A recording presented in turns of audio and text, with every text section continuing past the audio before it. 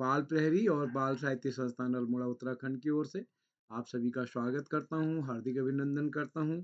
आज के अपने इस ऑनलाइन कार्यक्रम जो कि हमारे इस पटल के महत्वपूर्ण कार्यशाला है शिक्षण कार्यशाला, यानी आज हमारे नन्हे दोस्त टीचर बन के अपने मनपसंद पाठ का शिक्षण कार्य करेंगे। आज के मुख्य अतिथि होंगे हमारे भी डॉक्टर कमलेश मिश्रा जी, जो कि जिला शिक्षा एवं प्रशिक्षण संस्थान गौचर चमोली से है। आप इस पटल पर पहले भी जुड़ते रहे हैं। आपका ऑफलाइन ऑनलाइन कार्यक्रम में हमारा सहयोग हमेशा रहा है। पल्लवी विष्ट जी आज विशिष्ट अतिथि होंगे। अध्यक्षता करेंगे यथार्थ उपाध्याय जी और संचालन करेंगे हमारे दोस्त अदिति श्रीवास्तव। कक्षा 11 है, राजकीय बालिका इंटर कॉलेज जामुआ अमेठी उत्तर प्रदेश से, और वो कल हाई स्कूल बोर्ड में प्रथम श्रेणी से पास हुई हैं और हम उनको बधाई देते हैं। जैसे ही कल उन्होंने कहा तो हमने कहा कल का संचालन ड्यू हो गया, तो बधाई हो आपको। इस पटल को आपसे और अधिक उम्मीद है आगे। तो एक बार सभी मित्रों का स्वागत करता हूं। मैं स्वागत करता हूं आदरणीय श्री आकाश आरसो सर, उपनिदेशक शिक्षा विभाग उत्तराखंड, आदरणीय श्री श्यामपलट पांडे जी, संरक्षक बाल प्रहरी अहमदाबाद गुजरात, डॉक्टर अशोक कुमार नेगी जी, खंडवा मध्य प्रदेश से, और इस पटल पर हमारे साथ प्रतिदिन जुड़ने वाले हमारे सभी मित्रगण, मैं आप सभी का स्वागत करता हूँ। आप सबका स्नेह इस पटल को लगातार मिलता रहेगा। सुमित श्रीवास्तव जी जुड़ गए हैं, आदरणीय कामेश्वरी जी मैम, आदरणीय डॉक्टर नरेंद्र पाल जी हमारे बीच, जानकी बोध जी हमारे बीच जुड़ चुके हैं, मैं स्वागत करता हूं। और इस पटल पर सभी मित्रों का स्वागत करता हूं। आप सबका स्नेह इस पटल को लगातार मिलता रहेगा। एक बार आप सभी का स्वागत। कल भजन गायन कार्यशाला है, कल के लिए भी आप सब सादर आमंत्रित हैं। अपनी सहमति दे सकते हैं ग्रुप में। गिरजा शंकर जी जोशी जी हमारे बीच जुड़े हैं, दीपक बिष्ट जी और अदिति, सभी मित्रों का स्वागत करते हुए मैं मंच सौंपता हूं अपनी दोस्त अदिति जी को। स्वागत है अदिति जी आपका। जी सर, मेरी आवाज आ रही है? बिल्कुल आ रही है, स्वागत है।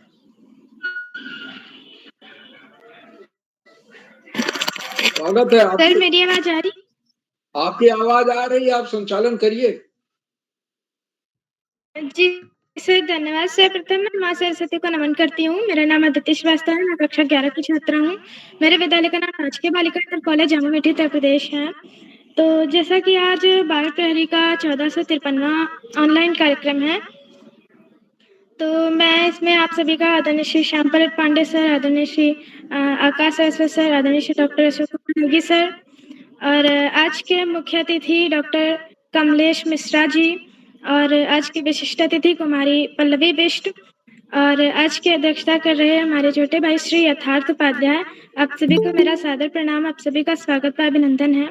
और इसी के साथ मैं आदरणीय श्री उदय किरोला सर को भी मैं सादर प्रणाम करती हूँ। और सर, आपका बहुत बहुत आभार व्यक्त करती हूँ कि आपने मुझे आज 38वीं बार संचालन करने का यह सुनहरा अवसर प्रदान किया।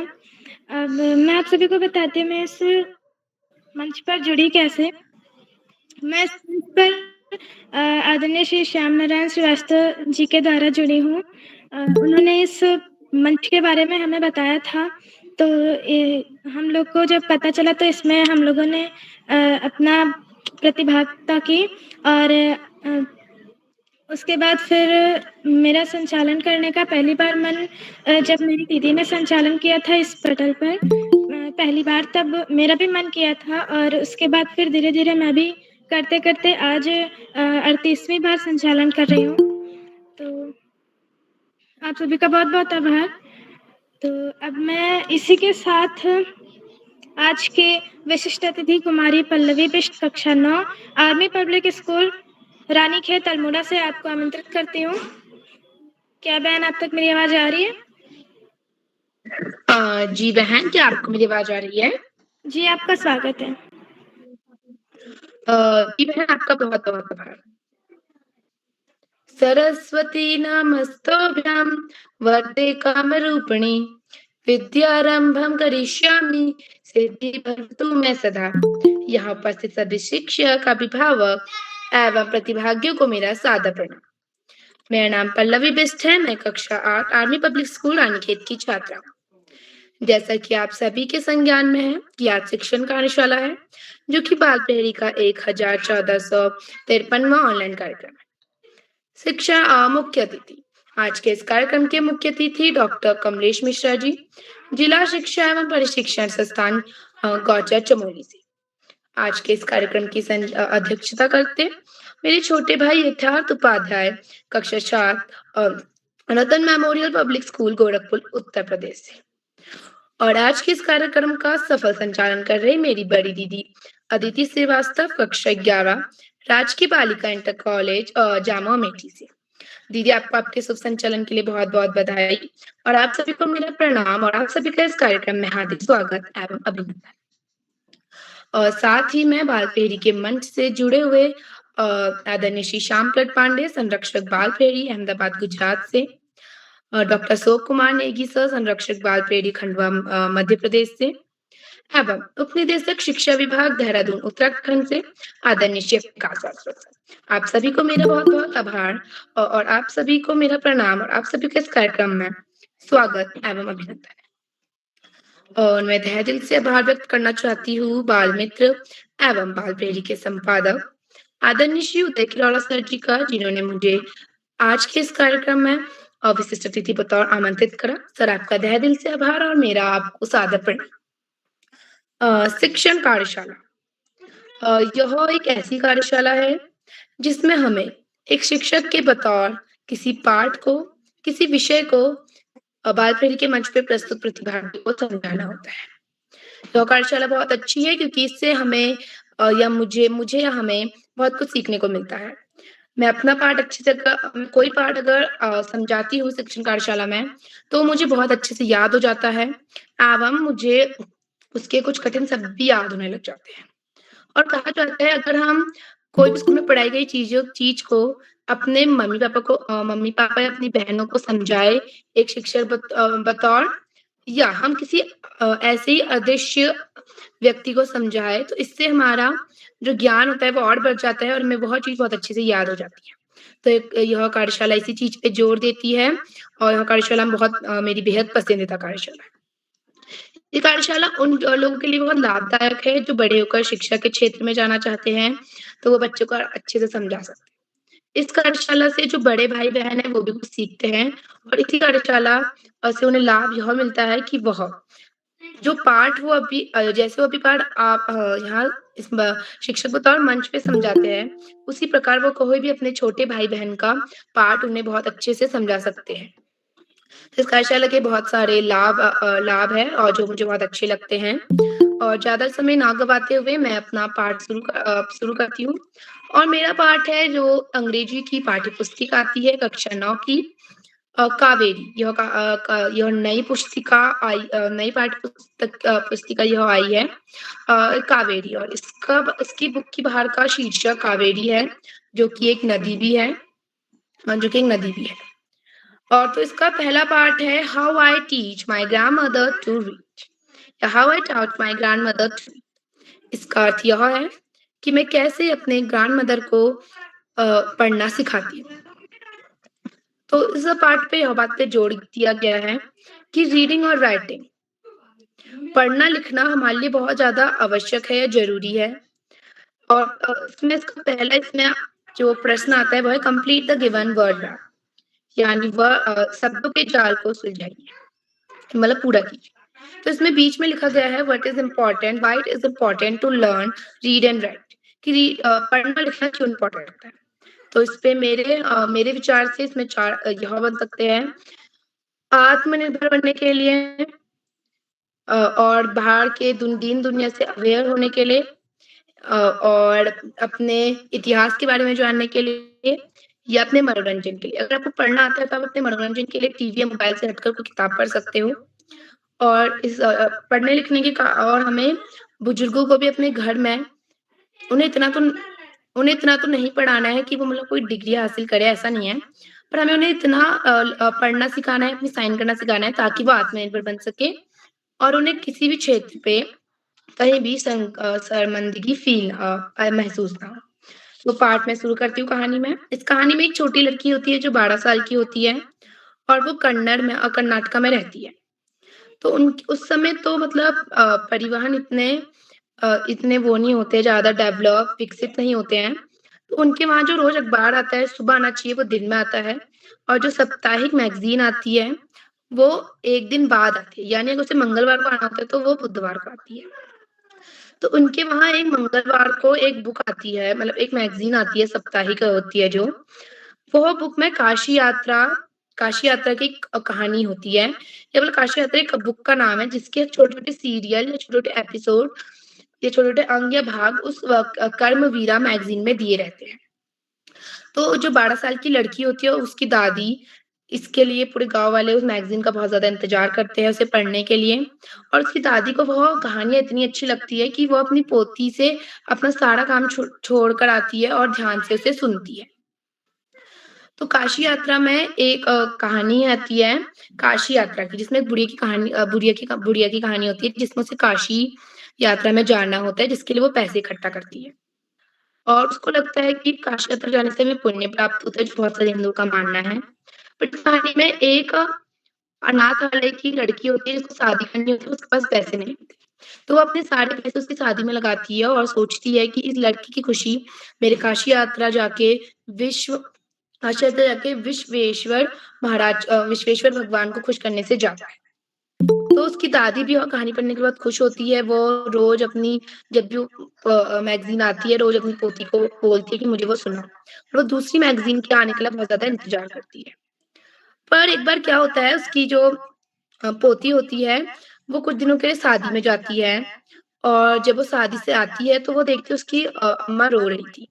तो उसकी अम्मा से वो पूछती है, तब तो वो नहीं बताती, पर जब रात को जब वो सो रहे होते हैं, तो वो बताती है कि मैं वो जब बहुत छोटी थी, मेरी शादी हो गई और मेरे को तुमको ही खिलाने-पिलाने में खुशी मिलती थी।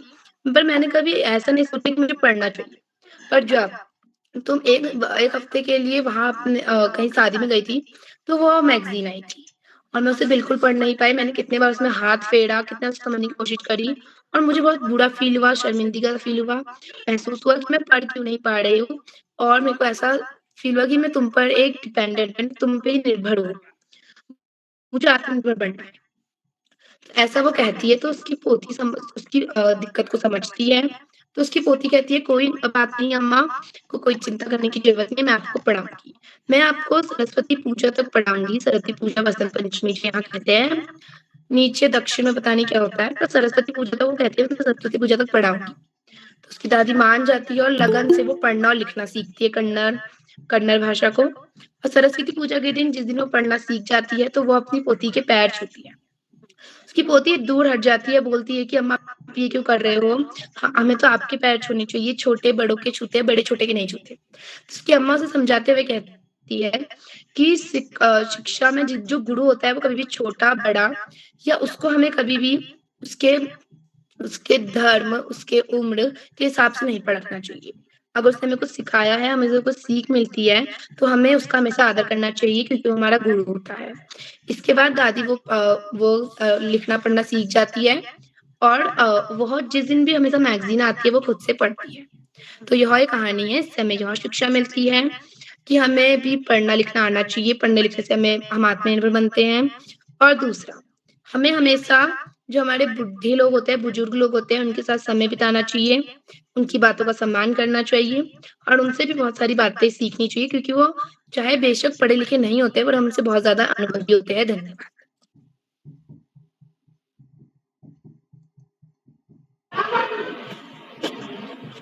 जी बहन, आपने बहुत अच्छी प्रस्तुति दी और आपने बहुत अच्छे से हमें उस कहानी के बारे में बताया, उस कहानी को समझाया। तो अब आपका बहुत-बहुत धन्यवाद। तो अब मैं इसी के साथ आज के कार्यशाला के कुछ नियम बताने जा रही हूँ। पहला नियम तो ये है कि अगर कोई प्रतिभागी अपनी प्रस्तुति दे रहा है, तो कृपया वह अपना माइक और कैमरा दोनों ऑन रखें, और अगर प्रतिभागी प्रस्तुति दे रहा है, तो पीछे से कोई गाइड ना करे, उसे स्वयं ही अपनी प्रस्तुति देने दें। और प्रतिभागी अगर प्रस्तुति दे रहा है, तो कृपया कोई अन्य अपना माइक ऑन करके उसकी प्रस्तुति में व्यवधान ना डाले। तो अब मैं इसी के साथ आज के पहले प्रतिभागी को आमंत्रित करती हूँ। कुमारी मंत्रिता शर्मा, कक्षा 9, संदीपनी शासकीय पद्मा राज्य कन्या उच्चतर माध्यमिक विद्यालय, ग्वालियर, मध्य प्रदेश से। क्या बहन आप तक मेरी आवाज़ आ रही है?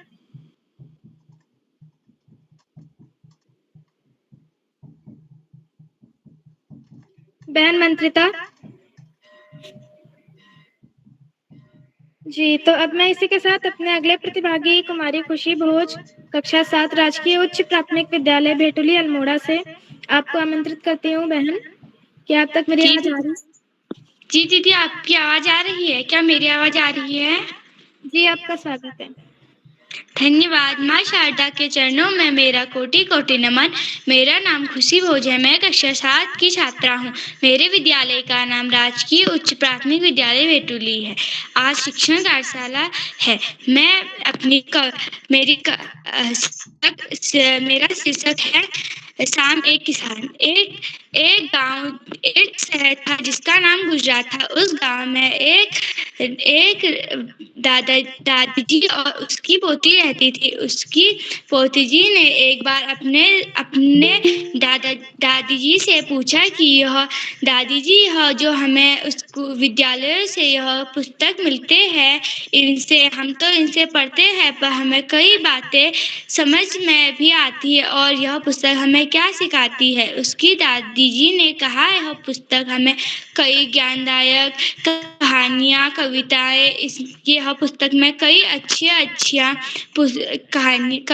कहानियाँ होती है। और एक बार वह अपने गांव रामपुर जा रहे थे, तो उसने देखा कि दुकानों में अखबार रखे हुए थे। उसने अपने दादी जी से पूछे, यह अखबार भी क्या हम पढ़ सकते हैं? उसकी दादी जी ने कहा, क्यों नहीं, यह भी तो इसमें भी कई खबरें छपी होती है। तो उसने बोला, हम इसे भी पढ़ सकते हैं। उसकी दादी जी ने बोला, हाँ हम पढ़ेंगे। उसने बोला, तो कभी तुम कहीं जाओगे तो मेरे लिए भी एक अखबार लेके आना, तो मैं भी उससे कई चीजें पढ़ूंगी। और वह जब अपने गांव पहुंचे तो उसने अपनी माताजी से बताया कि माताजी, मुझे दादी जी ने गुजरात में बताया कि जो हम पुस्तक विद्यालय से मिलते हैं, उससे हमें कई ज्ञानदायक बातें मिलती है, कविताएं, कहानियां मिलती है। और वह एक दिन अपने विद्यालय गई और उससे जो कुछ भी विद्यालय में बताया गया था, उसने अपनी माताजी और दादी जी से बताया कि माताजी, मुझे आज स्कूल में कई कविताएं और कहानियां सुनाई, और इसलिए मुझे पाठ बहुत अच्छा लगता है। और इसके नीचे एक कविता थी, शाम एक किसान। आकाश का साफा भाग कर सूरज की चिलमी खींचता बैठा है पहाड़, घुटनों पर पड़ी चादर सी पास ही दहक रही है पलाश के जंगलों की अगेट। अंधकार दूर पूर्व में सिमटा बैठा है भेड़ों के गले सा। अचानक बोला मोर, जैसे किसी ने आवाज दी। यह कविता मुझे इसलिए अच्छी लगती है क्योंकि इसमें एक दादी और एक पोती है। उन्होंने इतनी अच्छी शिक्षा की बातें बताई है। धन्यवाद। शुभ रात्रि। जी बहन, आपने प्रस्तुति बहुत अच्छी दी। आप सभी को मैं एक बार फिर से अवगत कराना चाहती हूँ कि यह शिक्षण कार्यशाला है, तो कहानी नहीं सुनाना है, इसमें बच्चों को पढ़ाना है। तो अब मैं इसी के साथ अपने अगले प्रतिभागी को आमंत्रित करने से पहले, काफी दिन से साइकिल नहीं चल रहा था हम लोग, तो साइकिल की तो टायर तो पंचर हो गया है। तो अब एक काम करते हैं ना, बस से चलते हैं, उत्तराखंड की ओर आमंत्रित करते हैं आदरणीय श्री आकाश एसएस से, उच्च शिक्षा निर्देश विभाग उत्तराखंड से। सर, आपका बहुत बहुत स्वागत है, अभिनंदन है। धन्यवाद, बहुत बहुत धन्यवाद प्रिय अदिति। सबसे पहले प्रिय अदिति को बेहतरीन संचालन की शुरुआत करने के लिए बहुत बहुत बधाई। बाल प्रगति के तत्वाधान में 1500वें पड़ाव की तरफ बढ़ रही इस कार्यशाला में कार्यशाला के मुख्य अतिथि के रूप में प्रिय कमलेश, विशिष्ट अतिथि के रूप में प्रिय पल्लवी, और अध्यक्षता कर रहे प्रिय यथार्थ, और कार्यक्रम का बेहतरीन ढंग से संचालन कर रहे प्रिय अदिति। इस कार्यक्रम के कर्ता धर्ता रीढ़ी की हड्डी अनासक्त कर्म योगियों में अग्रणी निरंतर बाल हित चिंतक बालक पालक मित्र श्री उदय किरोला जी, परम सम्मानित श्री श्यामप्रठ पांडे जी, अशोक जी, सुमित जी, नरेंद्र जी, प्रकाश जी, उमेश, गंगा, नीलम, किरण सहित समस्त विद्वान शिक्षकगण, विदुषी शिक्षिकाएं, अतिथिगण, अभिभावकगण, साहित्यकारगण, अन्य सुधीजन एवं प्यारे बच्चों। शिक्षण कार्यशाला बाल प्रहरी मंच के बच्चों की ये भी एक पसंदीदा कार्यशालाओं में से एक है। जिनको शिक्षण पसंद है, जिनको शिक्षक पसंद है, जो इस क्षेत्र में जाना चाहते हैं, सभी के लिए बेहतरीन कार्यशाला। निश्चित रूप से बाल प्रहरी का मंच बच्चों के बहुआयामी विकास के लिए दृढ़ संकल्पित है। बच्चों में समझ का विकास कैसे हो, कैसे उनमें बेहतर आदतों का विकास हो, कैसे उनमें खान पान की आदतों का विकास हो, कैसे वो एक अच्छे नागरिक बन पाए, इन सभी बातों को चिंतन मनन करते हुए इन कार्यशालाओं को डिजाइन किया गया है। हालांकि ये कार्यशालाएं शुरू हुई थी कोरोना काल में नकारात्मक वातावरण को सकारात्मक वातावरण में बदलने के लिए, लेकिन आज ये बच्चों, शिक्षकों और अभिभावकों की पहली पसंद बन गई है। श्री उदय किरोला जी के प्राणपण से की गई मेहनत इन कार्यशालाओं की प्राणवायु के रूप में कार्य कर रही है। प्यारे बच्चों, इन कार्यशालाओं के प्रभाव को तो बहुत आसानी से देखा जा सकता है। जो बच्चे इसमें सक्रिय रूप से नियमित प्रतिभाग करते हैं, वो न केवल अपने विद्यालय में अपितु विविध स्थानों पर अनेक कार्यक्रमों में प्रतिभाग करने के साथ साथ बेहतरीन स्थान भी प्राप्त कर रहे हैं, जिसका कहीं ना कहीं श्रेय इन कार्यशालाओं को भी जाता है। वास्तव में ये कार्यशालाएं बच्चों के लिए मील का पत्थर साबित हो रही हैं और कार्यशालाओं के क्षेत्र में भी मील का पत्थर साबित हो रही हैं। 1500 पड़ाव कोई आसान नहीं होता।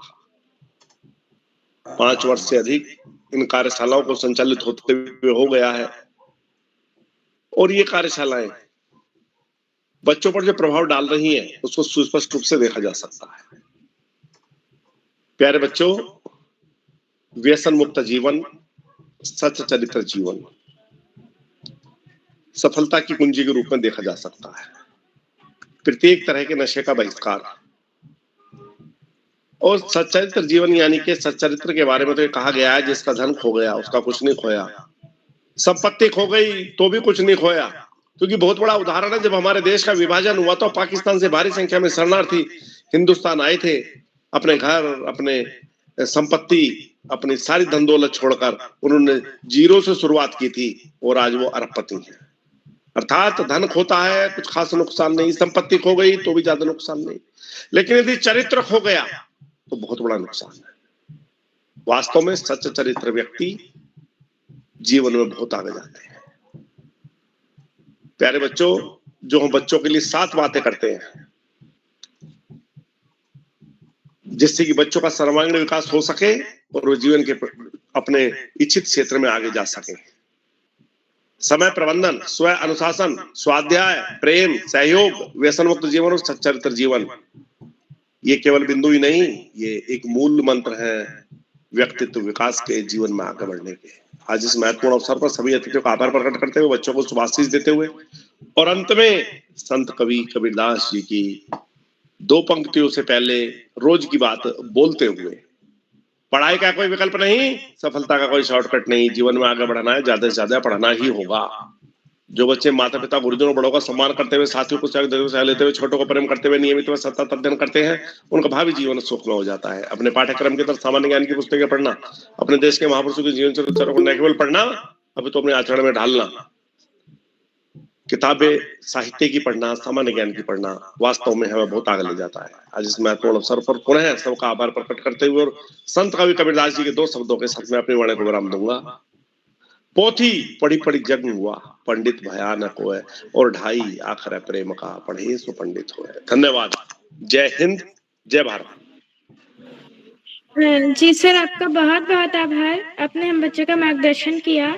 आप हमेशा हमारा मार्गदर्शन करते हैं, हमें नई नई सीखें देते हैं, सही राह दिखाते हैं। सर आपका बहुत बहुत आभार सर।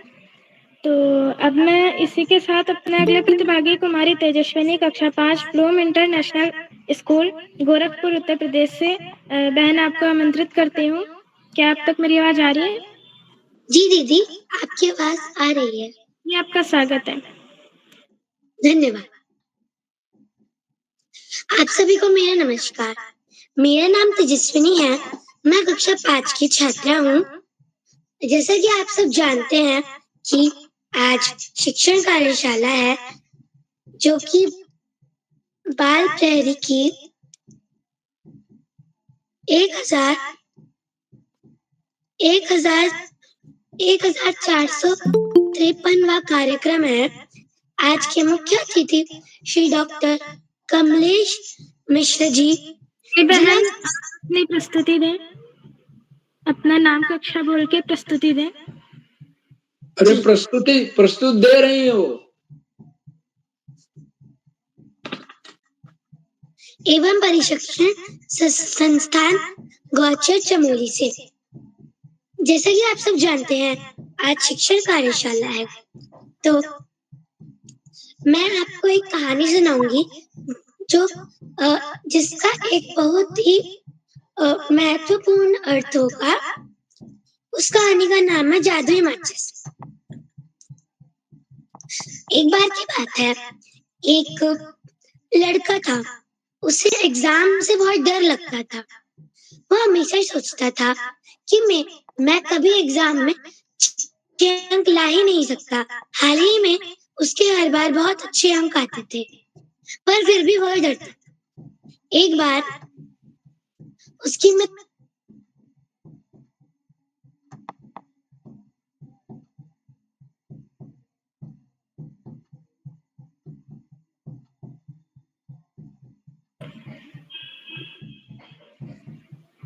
जी बहन।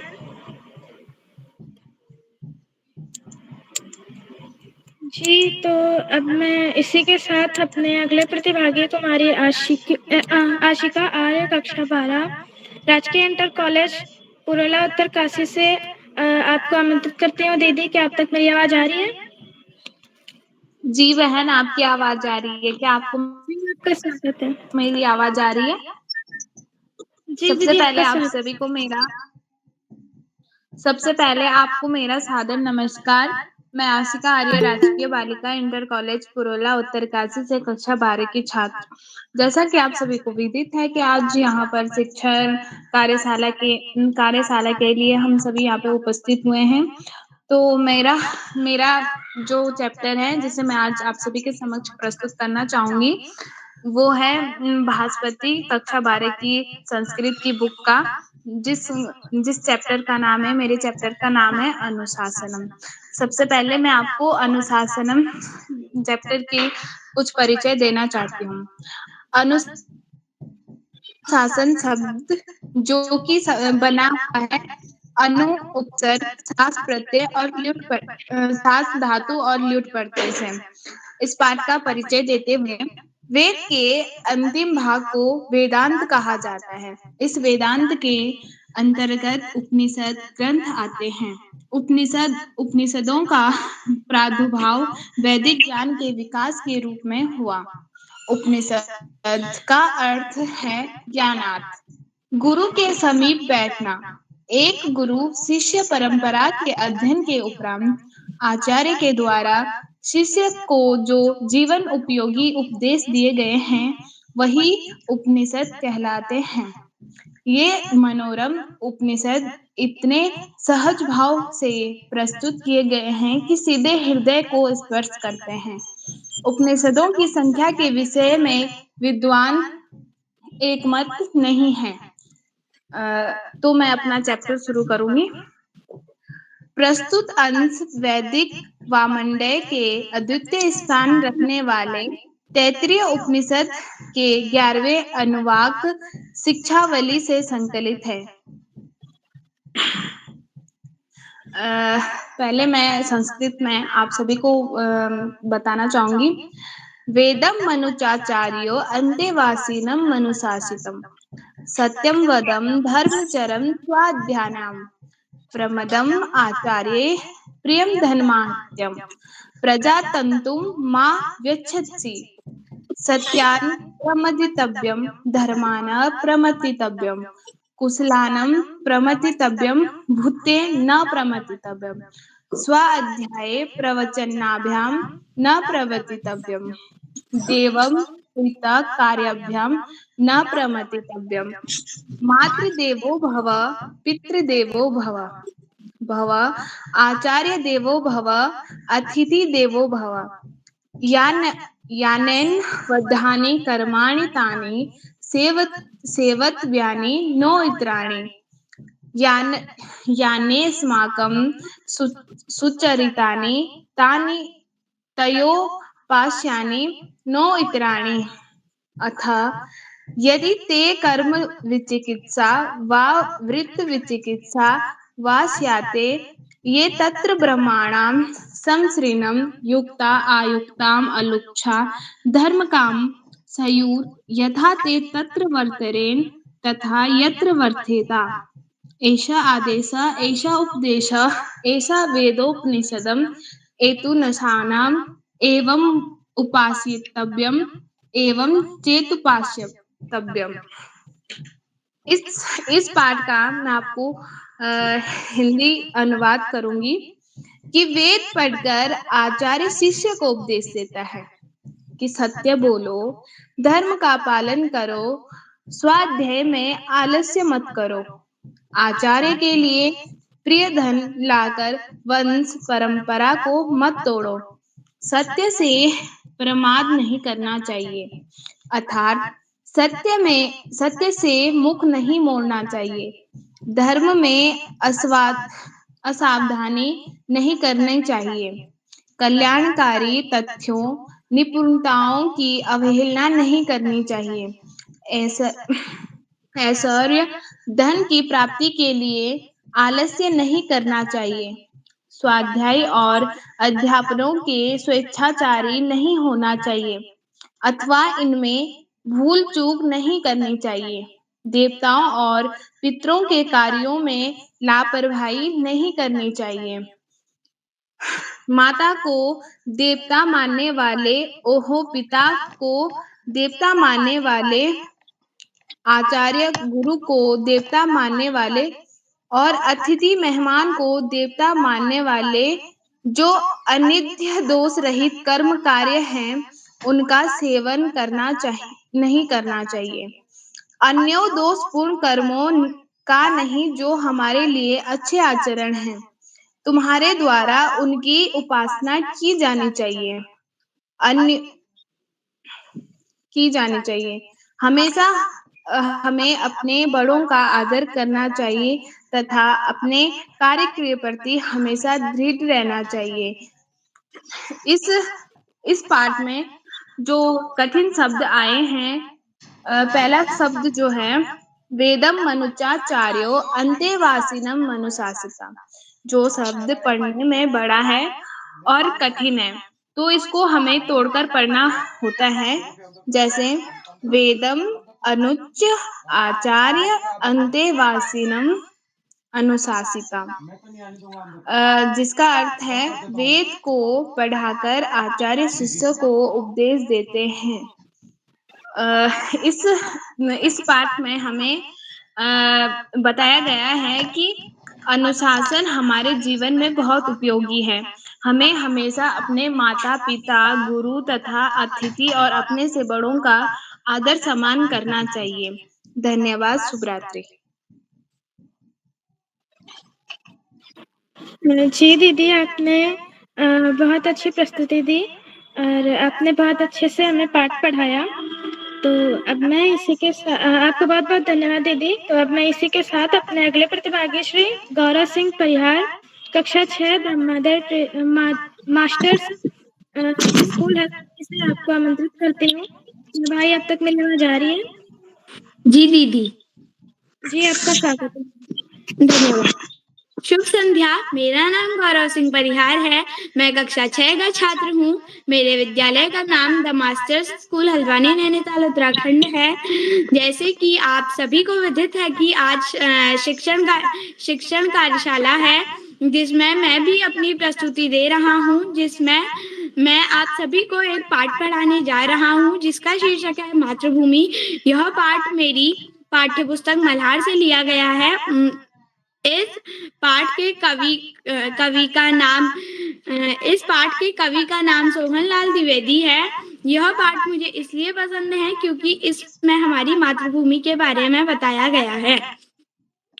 ऊंचा खड़ा हिमालय आकाश चूमता है, नीचे चरण तले झुक नित्य सिंधु झूमता है। अर्थात जब हम नीचे से देखें हिमालय को तो ऐसा लगता है कि वह आकाश को चूम रहा है और जो हिमालय है उसके नीचे से बहुत पवित्र नदियां बहती है। गंगा यमुना त्रिवेणी नदियां लहर रही है, जगमग छटा निराली पगमग छहर रही है। अर्थात जो गंगा यमुना त्रिवेणी नदियां हैं वह लहर रही हैं और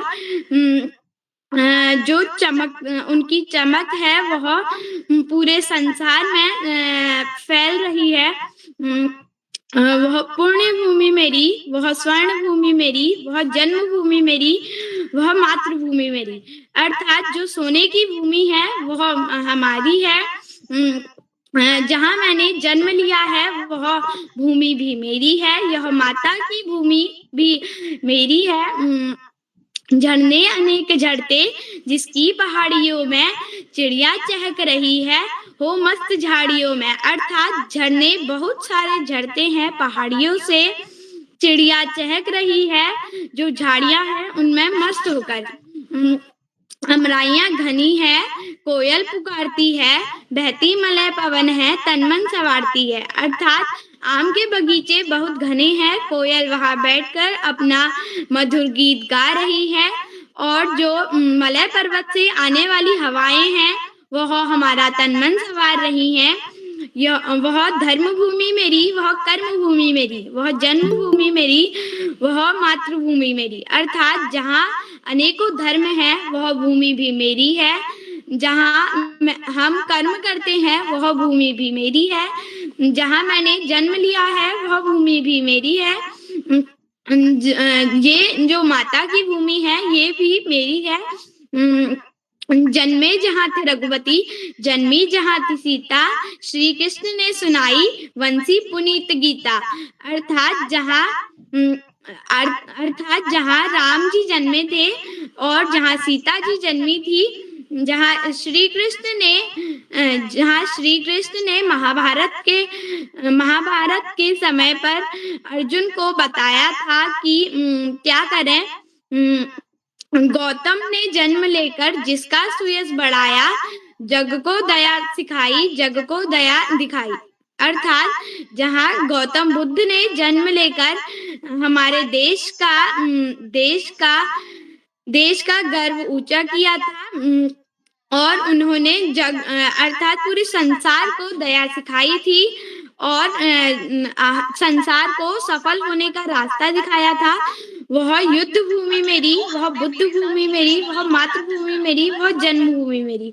जहाँ युद्ध होते हैं वह भूमि भी मेरी है, वह बुद्ध भूमि भी मेरी है, जहाँ बुद्ध ने जन्म लिया है। यह माता की भूमि भी मेरी है, यह जन्मभूमि भी मेरी है। इस पाठ के कुछ कठिन शब्द हैं। झूमता अर्थात झूमते हुए चलना, त्रिवेणी अर्थात 3 नदियों का संगम, अमराइयां अर्थात आम का बगीचा, पुनीत अर्थात पवित्र। धन्यवाद। जी भाई, आपने बहुत अच्छी प्रस्तुति दी और आपने बहुत ही अच्छे ढंग से यह पाठ हम सभी को पढ़ाया। आपका बहुत बहुत धन्यवाद। तो अब मैं इसी के साथ अपने अगले प्रतिभागी कुमारी ईशा धोनी, कक्षा 12, राजकीय इंटर कॉलेज खनौली बागेश्वर से दीदी आपको आमंत्रित करती हूँ। क्या आप तक मेरी आवाज आ रही है? जी बहन, आपकी आवाज स्पष्ट रूप से आ रही है। क्या मेरी आवाज आ रही है? जी दीदी, आपका स्वागत है। जी धन्यवाद। सबसे पहले आप सभी को मेरा प्यार भरा नमस्कार। मैं ईशा धोनी, कक्षा 12वीं की छात्रा, राजकीय इंटर कॉलेज खनौली बागेश्वर से। तो आज शिक्षण कार्यशाला में मैं आरोह भाग 2 कक्षा 12 हिंदी की पाठ्य पुस्तक से आपको भक्तिन महादेवी द्वारा लिखी गई एक चैप्टर भक्तिन के बारे में थोड़ा बताना चाहती हूँ।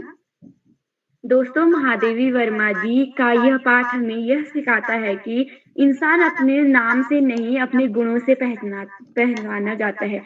जैसे कि मैंने आपको बताया कि इंसान अपने गुणों से नहीं, मतलब इंसान अपने नाम से नहीं अपने गुणों से पहचाना जाते हैं, क्योंकि उसमें एक नाम है जो उसी के विपरीत है। अब तो कहानी को स्टार्ट करते हुए, इस कहानी की मुख्य पात्र है लक्ष्मी। लक्ष्मी यानी लक्ष्मी। नाम नाम का अर्थ धन की देवी है, पर उसका पूरा जीवन संघर्ष और गरीबी में बीता है। इसलिए वो अपना असली नाम छिपाकर भक्तिन के नाम से जानी जाती है। ये भक्तिन नाम भी उन्हें महादेवी ने ही दिया है, जो एक लेखिका हैं। और जो ये लक्ष्मी है, ये गांव से शहर नौकरी की तलाश पे आई थी, और जो लेखिका के घर पे काम करती थी बाई का। तो आप आगे बढ़ते हुए, भक्तिन का जीवन हमें स्त्री सशक्तिकरण की सीख देता है कि भक्तिन का जीवन हमें स्त्री सशक्तिकरण की सीख देता है। और उस दौर में जब बेटियों को बोझ समझा जाता था, भक्तिन जो लक्ष्मी है, उसने अपनी बेटियों को पाला। जब उसके पति ने भी साथ छोड़ा, उसने अपने पूरे परिवार से लड़के भी अपनी बेटियों को पाला। उनका एकमात्र सहारा वो बनी भक्तिन। अब बेटियों को पाला और समाज के अन्याय के खिलाफ लड़ी रही, हमेशा खड़ी रहती थी, मतलब वो डट के, क्योंकि उसके वहां पे जेठानिया मतलब परिवार भी था, और क्योंकि उसकी बेटियां थी तो उसे खाली भक्तिन को मतलब खाली समझा जाता था। वो हमें ये भी सिखाती है कि हालात चाहे जितने बुरे हो, हमें हार नहीं माननी चाहिए। वो मतलब ये भी सिखाती हैं कि हालात चाहे जितने बुरे हो, हमें कभी हार नहीं माननी चाहिए। और लेखिका और भक्तिन का रिश्ता सिर्फ मालिक और नौकर का नहीं था, और लेखिका और भक्तिन का जो रिश्ता था वो मालिक और नौकर का नहीं था, बल्कि दो सहेलियों और परिवार जैसा था। क्योंकि भक्तिन ने भी, जब वो शहर आई, उसने भी लेखिका के घर पे एक नौकरानी की तरह नहीं, अपनी सहेली की तरह, अपने घर की तरह बहुत अच्छे से जिम्मेदारियां निभाई, और बहुत अच्छा काम भी करती थी वो। भक्तिन पढ़ी लिखी तो नहीं थी, लेकिन वह लेखिका की किताबों और उनकी कला का बहुत सम्मान करती थी। तो यहाँ पे एक चीज और आती है हमारे इस चैप्टर पे, कि मतलब पढ़ा लिखा नहीं होने के बाद भी देखो ना, वो पढ़ी लिखी नहीं है, उसके बाद भी वो देखो किताबों की, पुस्तक की, विद्या की इतनी इज्जत कर रही है। तो ये सम्मान देना सबसे बड़ी बात है। वो भी किसी कारण की वजह से नहीं पढ़ पाई थी। और अभी मैं इससे आगे थोड़ा और बताती हूँ आपको। वो कहती थी, मतलब जो वो भक्तिन थी लक्ष्मी, वो कहती थी कि जहाँ उसकी मालकिन जाएगी वो वहीं जाएगी, चाहे वो जेल ही क्यों ना जाए। मतलब वो कहती थी कि मालकिन आप जहाँ भी जाओगे मैं आप ही के साथ रहूंगी। मतलब उसके साथ अच्छा लगता था, क्योंकि आप बेटियों की शादी तो उसने कर दी थी, अब वो अकेली थी, और उसने अपने खुद का गुजर बसर भी करना था। और इस पाठ से ये भी संदेश मिलता है कि सच्ची भक्ति मतलब केवल मंदिर में नहीं होती, बल्कि अपने काम और अपनों के प्रति ईमानदारी से भी होती है। भक्तिन भले ही अनपढ़ थी, पर उसका दिल और उसका स्वाभिमान बहुत ही ऊंचा था। तभी कहते हैं कि किसी को भी मतलब अनपढ़ या ऐसा सोच के कम नहीं समझना चाहिए। उसने मतलब उतने, देखो ना यार, उसकी इतनी बेटी, मतलब 3-4 बेटियां थी उसकी, फिर भी उसने हिम्मत नहीं आ रही, और साथ में उसके पति ने भी उसका साथ छोड़ दिया, और जो उसकी माता थी वो भी उसकी सौतेली माँ थी, और पिता का भी सर से साया उठ गया था उसके। और उसने इतनी छोटी उम्र से, क्योंकि उस टाइम पे उसकी शादी भी जल्दी हो गई थी, तब से उसने अपना खुद का परिवार भी संभाला, अपनी बेटियों का भविष्य भी सही किया, और खुद बाद में तक नौकरी करती रही। और आगे वो शहर आई तो वहां भी उसे लेखिका, क्योंकि अच्छे कर्म का फल जरूर मिलता है, लेखिका बहुत अच्छी थी, और लेखिका भी उसे उतना ही अच्छा सम्मान देती थी जितना कि लक्ष्मी देती थी। और आशा करती हूँ कि आप लोगों को मेरी कही हुई बातें समझ भी आई होंगी। तो धन्यवाद, शुभ रात्रि। जी दीदी, आपने बहुत ही शानदार प्रस्तुति दी, और आपने अपने पाठ को बहुत ही अच्छे ढंग से हम सभी को समझाया। आपका बहुत बहुत धन्यवाद। तो अब मैं इसी के साथ अपने अगले प्रतिभागी श्री मानस थोनी, कक्षा 8, राजकीय junior high school Bhairu Chaubatta Bageshwar से भाई आपको आमंत्रित करती हूँ। क्या आप तक मेरी आवाज आ रही है? हाँ जी दीदी, आपकी आवाज स्पष्ट रूप से आ रही है। क्या मेरी आवाज आ रही है? जी, आपका स्वागत है। जी बहन, आपका बहुत बहुत आभार। सर्वप्रथम आप सभी का आज की सुंदर शिक्षण कार्यशाला में हार्दिक स्वागत है, वंदन है तथा हार्दिक अभिनंदन है। नमस्कार, मेरा नाम मानव सोनी है। मैं कक्षा 8वीं का छात्र हूँ। मेरे विद्यालय का नाम राजकीय जूनियर हाई स्कूल भैरोचे बट्टा बागेश्वर है। आज मैं आप सभी के समक्ष मेरी संस्कृत पुस्तिका आमोदनी से प्रथम पाठ मंगलम के बारे में अपने विचार रखना चाहता हूँ, जो कुछ इस प्रकार है।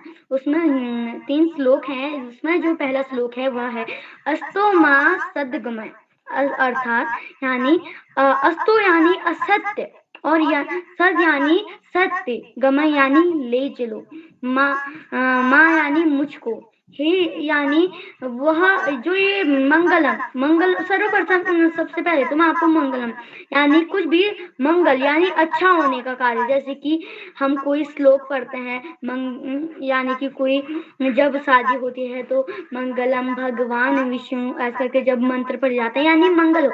जो भी हम बोल रहे हैं, जो भी हम कर रहे हैं वो मंगल हो, हर चीज मंगल हो। इसलिए वह ईश्वर से प्रार्थना कर रहे हैं कि हे ईश्वर, जो हम असत्य के यानी कि हम गलत रास्ते पर चल रहे हैं उससे हमें सत्य की ओर ले चलो, उससे हमें अच्छाई की ओर ले चलो। जो हम तमसो मां ज्योतिर्गमय अर्थात और हमें अंधकार से प्रकाश की ओर ले चलो, यानी इसमें कहने का अर्थ है कि दिन ही यानी उजाला नहीं हो, रात ना हो, ऐसी बात नहीं है। यानी कि हम अंधकार यानी बुरे की तरफ नहीं जाए, हम अच्छी तरफ जाए, हम अच्छी शिक्षा ग्रहण करें, इसमें यानी प्रकाश की ओर ले चलें। और मृत्यु और माँ अमृतम गमय यानी मृत्यु से अमृत तत्व की ओर। जो ये अर्थ है इसका, उसका मतलब ये नहीं है कि हम कभी मरे नहीं, हम अमर हो गए, ऐसा तो है नहीं। यानी हम मृत्यु से अमृत तत्व की ओर ले चलो, यानी कि अगर जैसे कि महात्मा गांधी हैं, जो अगर वो मर गए लेकिन अभी भी हम उनको याद करते हैं, जैसे कि डॉक्टर भीमराव अम्बेडकर, अभी वो मर गए लेकिन अभी भी हम उनको याद करते हैं।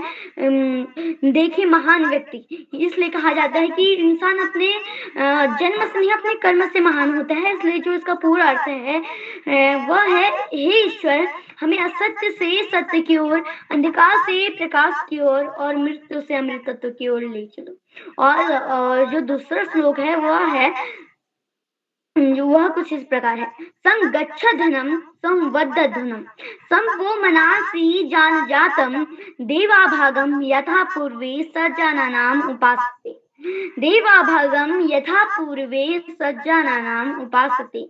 अर्थात जो इसमें जो व्यक्ति है वह ईश्वर से इसमें भी प्रार्थना कर रहा है, हे ईश्वर, हम सबको ऐसी बुद्धि दे, यानी कि हम सबको ऐसा दिमाग दे, हम सभी को ऐसी बुद्धि दे कि हम सब परस्पर मिलकर एक साथ चलें, यानी कि हम एक साथ दुख सुख में एक साथ चलें और एक समान मीठी वाणी बोलें और अच्छा बोलें, मधुर बोलें और एक समान अच्छी बातें बोलें, यानी कटु वचन ना बोलें, यानी खराब बात नहीं बोलें, और एक समान हृदय वाले होकर राष्ट्र में उत्पन्न धन्य धान्य और संपत्ति को समान रूप से बांट रखो, यानी कि कुछ भी चीज हो, धन हो यानी संपत्ति हो, दुख सुख हो, उसे एक समान बांट कर भोगना, और हमारी हर प्रवृत्ति राग द्वेष और परस्पर प्रीति बनाने वाली हो। और जो इसमें तीसरा श्लोक है वह है, जो ये तीसरा श्लोक है वह भोजन मंत्र भी है, यानी जो भोजन मंत्र होता है हम उसे ज्यादातर जब हम इस विद्यालय में भोजन ग्रहण करते हैं, उससे पहले हम भोजन करते हैं, तो हमारे विद्यालय में भी हम ये कहते हैं, सहनावतु सहनो भुनक्तु सह वीर करवावहि, सहनावतु सहनो भुनक्तु सह वीर करवावहि, तेजस्विनावधीतमस्तु मां विद्विषावहि, तेजस्विनावधीतमस्तु मां विद्विषावहि।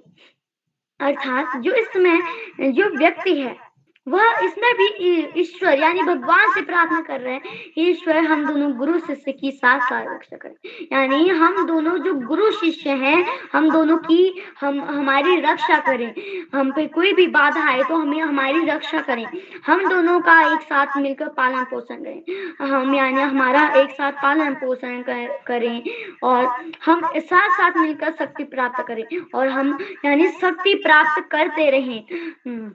हमारा अध्ययन तेज से परिपूर्ण हो, यानी कि हम पढ़ने में, हम लिखने में तेज हों, यानी हम विद्या प्राप्त करें, हम उसमें अध्ययन यानी हम तेज उसमें परिपूर्ण हो, हम उसमें आगे चलें और हम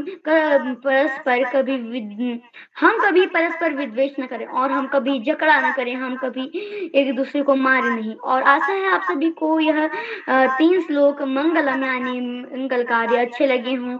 अगर मुझसे बोलने में कोई त्रुटि हुई है तो उसके लिए मैं क्षमा याची हूँ। इसी के साथ मैं अपनी वाणी को विराम देता हूँ। जय भीम, जय भारत, शुभ रात्रि। जी भाई, आपने बहुत अच्छी प्रस्तुति दी और आपने मंगलम पाठ हम सभी को बहुत अच्छी तरीके से समझाया। आपका बहुत बहुत धन्यवाद। तो अब मैं इसी के साथ अपने अगले प्रतिभागी कुमारी शुभ्रा राणा कक्षा 3 अजीम प्रेम जी विद्यालय उत्तरकाशी से आपको आमंत्रित करती हूँ। बहन, क्या अब तक मेरी आवाज आ रही है?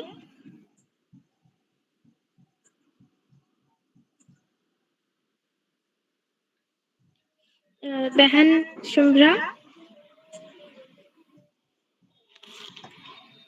जी, तो अब मैं इसी के साथ क्योंकि हम काफी देर से बस से शुभ्रा जी जुड़ चुकी पता हैं। चल रहा है अभी कि बस भी खराब हो चुकी है। जी, शुभ्रा जी जुड़ चुकी हैं। जी स्वागत है शुभ्रा बहन, जी। आपका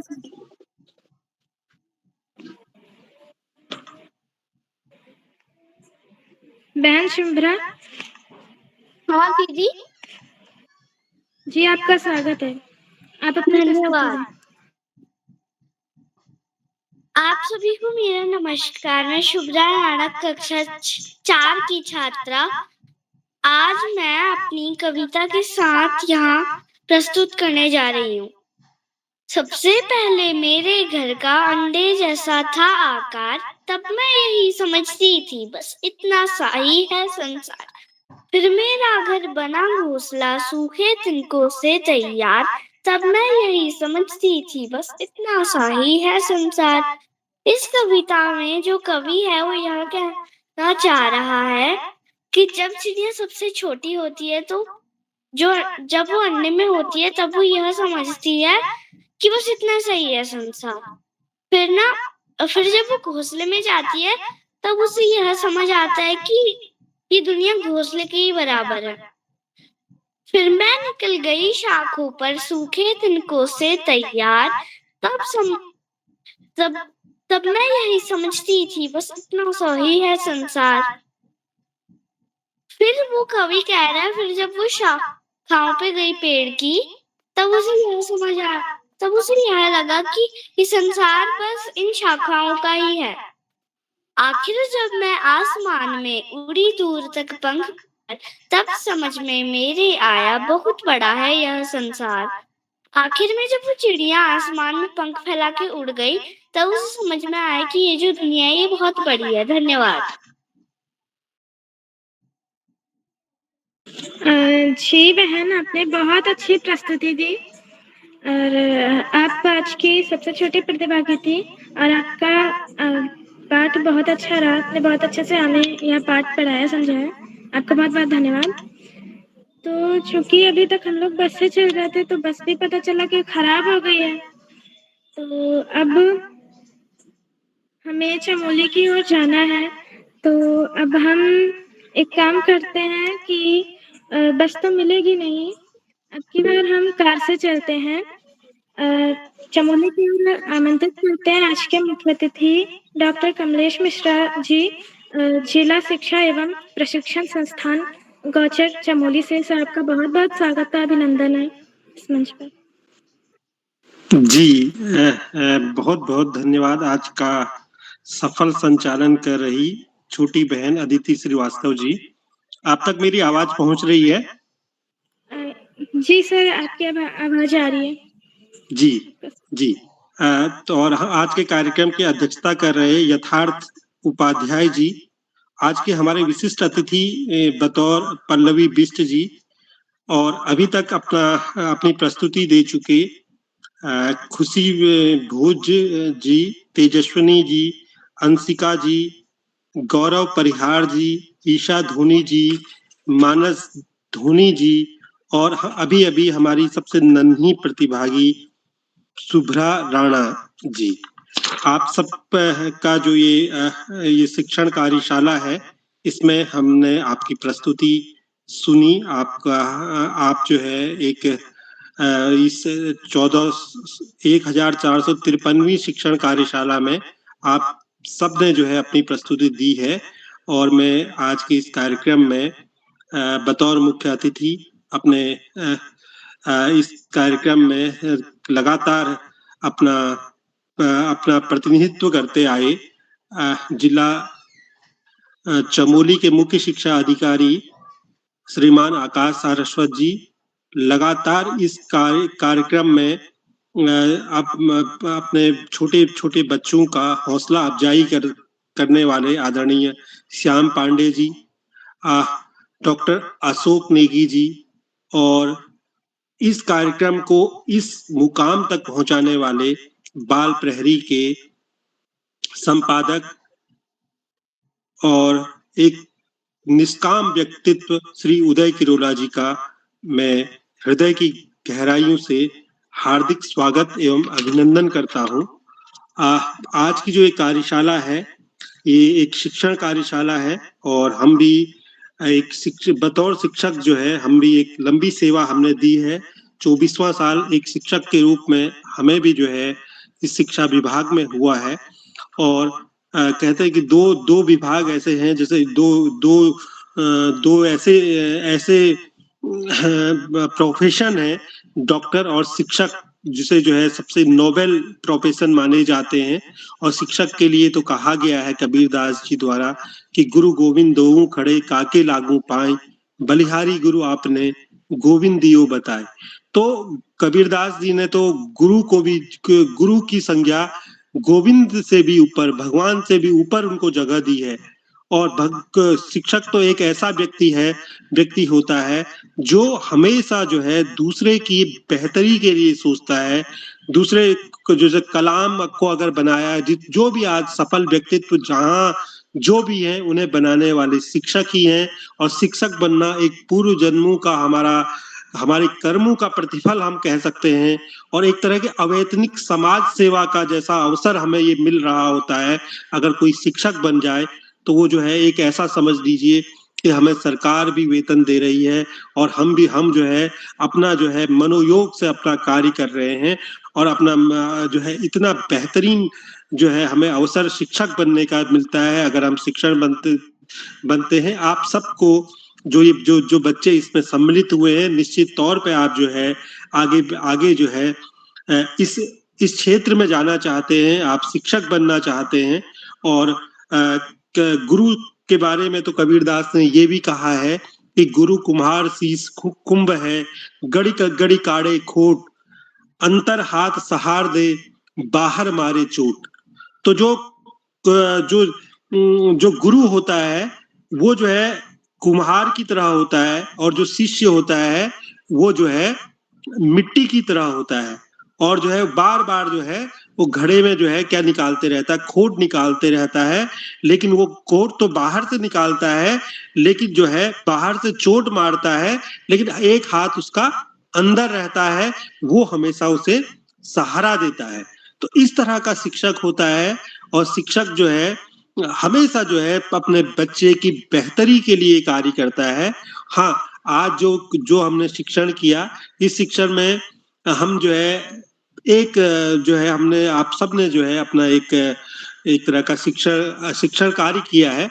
और शिक्षण कार्य में आज जो मुख्यतः जब शिक्षण होता है तो हम जो है I do, you do, we do और यू डू, इन्हें सबसे पहले हम जो है खुद करते हैं, और उसके बाद जो है मिलके हम करते हैं बच्चों के साथ, और फिर जो है बच्चा उस कार्य को करता है। इस तरीके से जो हम शिक्षण को करते हैं।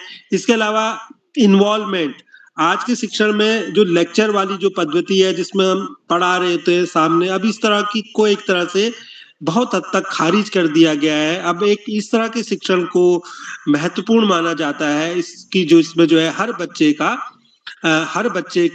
बच्चा जिसपे इन्वॉल्व हो, हर बच्चा उसके अंदर हो। जैसे खेल-खेल में शिक्षण को जो है बहुत ज़्यादा आपने देखा होगा महत्व दिया जाने लग गया है, क्योंकि जो है खेल में जो है हर बच्चे का इन्वॉल्वमेंट होता है और खुशी सीखना जो है जो है इस तरीके से होना चाहिए कि हमें पता भी नहीं चले। जैसे आनंदम की बात हो रही है, तो यही है कि पता भी न चले, हम आनंदमयी वातावरण में हम रहे।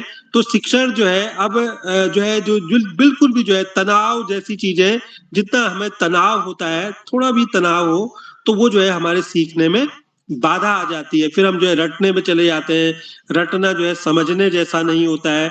तो ये सब चीजें हैं और जो है शिक्षण जो है बहुत से लोग उसमें एक नहीं होते हैं। यदि आपका स्कूल है तो एक अच्छा स्कूल तब जो है बहुत अच्छा रन करता है जब वो मी वी और अस पे तक पहुंचता है। अगर कोई स्कूल में कोई शिक्षक सब अपना अपना काम कर रहे हैं और मी वाला भावना होती है अगर सब में, तो जो है सब अलग अलग डायरेक्शन में जाते हैं। और जब वी की भावना होती है तो अब एक डायरेक्शन तो रहता है लेकिन अलग अलग उसमें होता है। लेकिन जब अस की भावना के साथ कार्य किया जाता है तो आज जो है सामूहिकता के साथ जो कार्य किया जाता है वो बहुत बेहतर माना जाता है। तो समूह की भावना के साथ हम कार्य करें। जब हम कोई कार्य करते हैं, पाठ योजना बनाते हैं, जैसे आपने बनाई थी, आप सबने अपनी पाठ योजना बनाई थी, आप उसको, हालांकि उससे पहले कॉन्सेप्ट मैपिंग होती है, हम पहले से दिमाग में सोचते हैं कि हमने क्या करना, वो एक दूसरी चीजें हैं। लेकिन आप सब ने जो है बहुत बढ़िया से अपना जो है आपने जो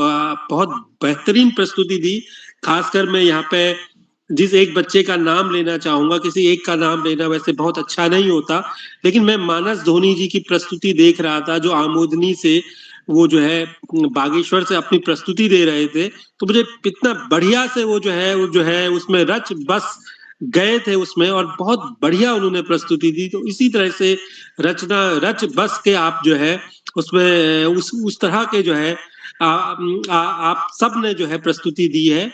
मानस जी के साथ आप सभी को पुनः बहुत बहुत बधाई, आपको अग्रिम शुभकामनाएं। आप जीवन में उस मुकाम तक पहुंचे जहां आप जाना चाहते हैं। और ये इसी उसमें कहीं पे एक बात आ रही थी कि जो है जो बड़े बड़े व्यक्तित्व हैं वो व्यक्तित्व वही है जिन्होंने जो है समाज को क्या दिया। समाज से लेने वाले लोग जो है हमेशा ऋणी हो जाते हैं और जो समाज को दे जाते हैं वो उऋणी होते हैं। उऋण जैसे जिन बड़े नाम लिए गए महात्मा गांधी जी, वो व्यक्ति हैं जिन्होंने जो है समाज को दिया, जो दूसरों को कुछ लेके जाते हैं। तो शिक्षण का कार्य भी हमारा ऐसा ही है। हम जो है सैकड़ों अपने विद्यार्थियों को उनकी मुकाम तक पहुंचाते हैं, उन्हें एक बेहतर नागरिक बनाते हैं, बेहतर जीवन जीने के लिए उन्हें आगे बढ़ाते हैं। आज इस अवसर पर मुझे इस कार्यशाला में उपस्थिति प्रदान करने के लिए बाल प्रहरी के आदरणीय संपादक उदय किरोला जी का हार्दिक आभार और इस मंच से जुड़े आप सभी सम्मानित अतिथियों का बारंबार आभार एवं प्रणाम। बहुत बहुत धन्यवाद। जी सर, आपने हम बच्चों का मार्गदर्शन किया सर, आपका बहुत बहुत आभार। और हमें शिक्षक के बारे में भी बताया, शिक्षण के बारे में बताया सर, आपका बहुत बहुत आभार। तो अब मैं इसी के साथ अपने अगले प्रतिभागी कुमारी योगिता जोशी, कक्षा 6, राजकीय उच्चतर माध्यमिक विद्यालय पोखरी पिथौरागढ़ से बहन आपको आमंत्रित करती हूँ कि आप तक मेरी आवाज आ रही है? जी बहन, आपकी आवाज आ रही है। क्या आपको मेरी आवाज आ रही है? जी बहन, आपका स्वागत है। जी धन्यवाद। सर्वप्रथम माँ शारदा को नमन करते हुए यहाँ पे सभी उपस्थित गुरुजनों को मेरा नमस्कार। मेरा नाम योगिता है, मैं कक्षा 6 की छात्र हूँ। मेरे विद्यालय का नाम राजकीय उच्चतर माध्यमिक विद्यालय पोखरी पिथौरागढ़ है। जैसे कि आप सभी जानते हैं कि आज शिक्षण कार्यशाला है, तो मैं भी अपनी संस्कृत पाठ्य पुस्तक आमोदनी से द्वितीय पाठ मेधावी छात्र का पाठ लेकर प्रस्तुत हूँ, जिसमें कि पहले आपको मैं इसका सार बताऊंगी। इसमें सुबह के समय में गांव के स्कूल में प्रार्थना की घंटी टन टन टन बोलती आवाज आती है। तभी सभी बच्चे लाइन से प्रार्थना करने खड़े हो जाते हैं। फिर प्रार्थना करके अपने कक्षा पढ़ने के लिए अपने अपने क्लास चले जाते हैं।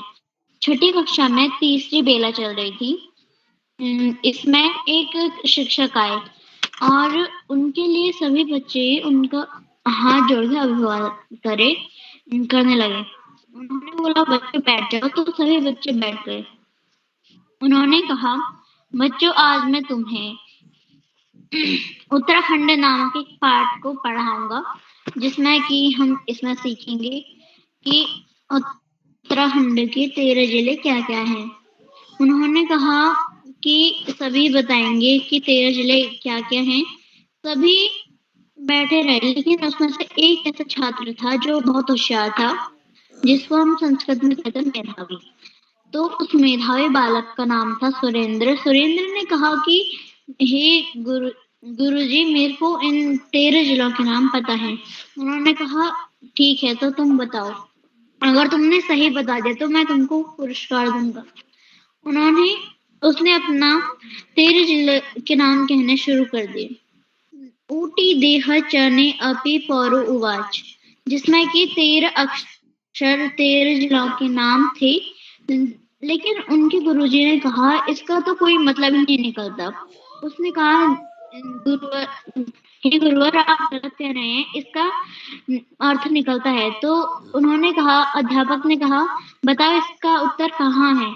तो उसने सुरेंद्र ने कहा वो मतलब उत्तरकाशी कहलाता है। और जो टी है वो टिहरी गढ़वाल, देहरादून, हो हरिद्वार, चौ चंपावत, और नौ से नैनीताल, औ से अल्मोड़ा, पी से हमारा जिला पिथौरागढ़, पौ से पौड़ी गढ़वाल, रू से रुद्रप्रयाग, ऊ से उधम सिंह नगर, वा से 12वें नंबर पे बागेश्वर और 13वें नंबर पे चमोली।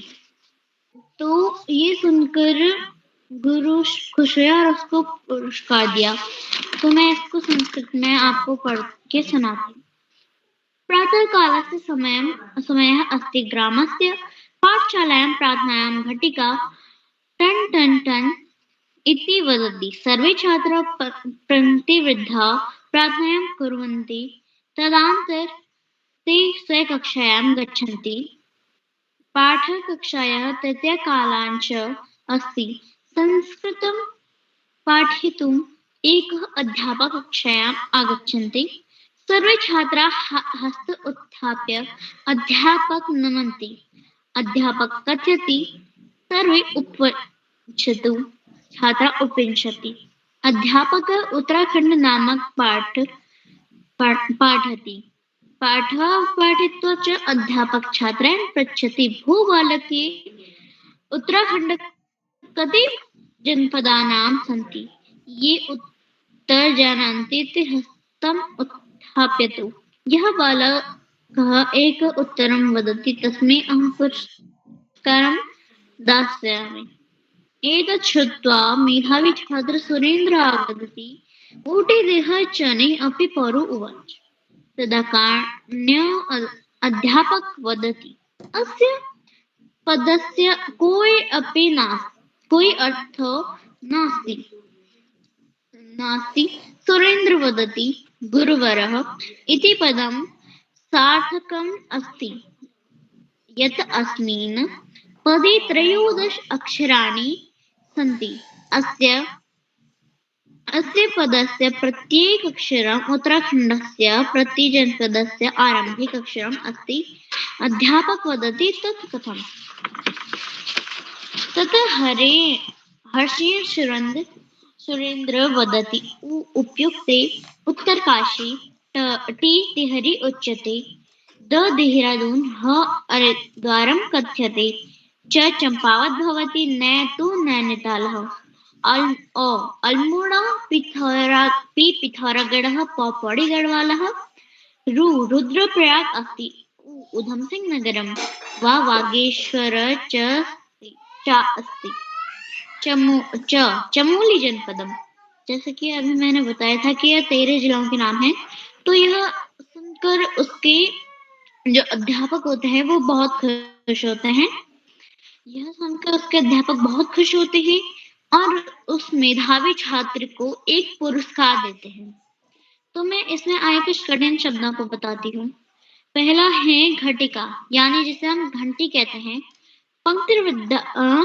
पंक्ति रूपों में कालायन, समय भाग और मेधावी छात्र, होशियार बालक, पाठित्व बढ़ाकर जनपदानी जिले बहुवचन में आते हैं। उत्थाप्यन्तु उठाएं, ददाति देता है, श्रुत्वा सुनकर, तदा कारण्यां उस बात को सुनकर, आश्चर्य से, हर्षेण खुशी से, इत्युक्ते ऐसा कहने पर, तू तो करतल ध्वनिम, ताली की ध्वनि दृष्टवा।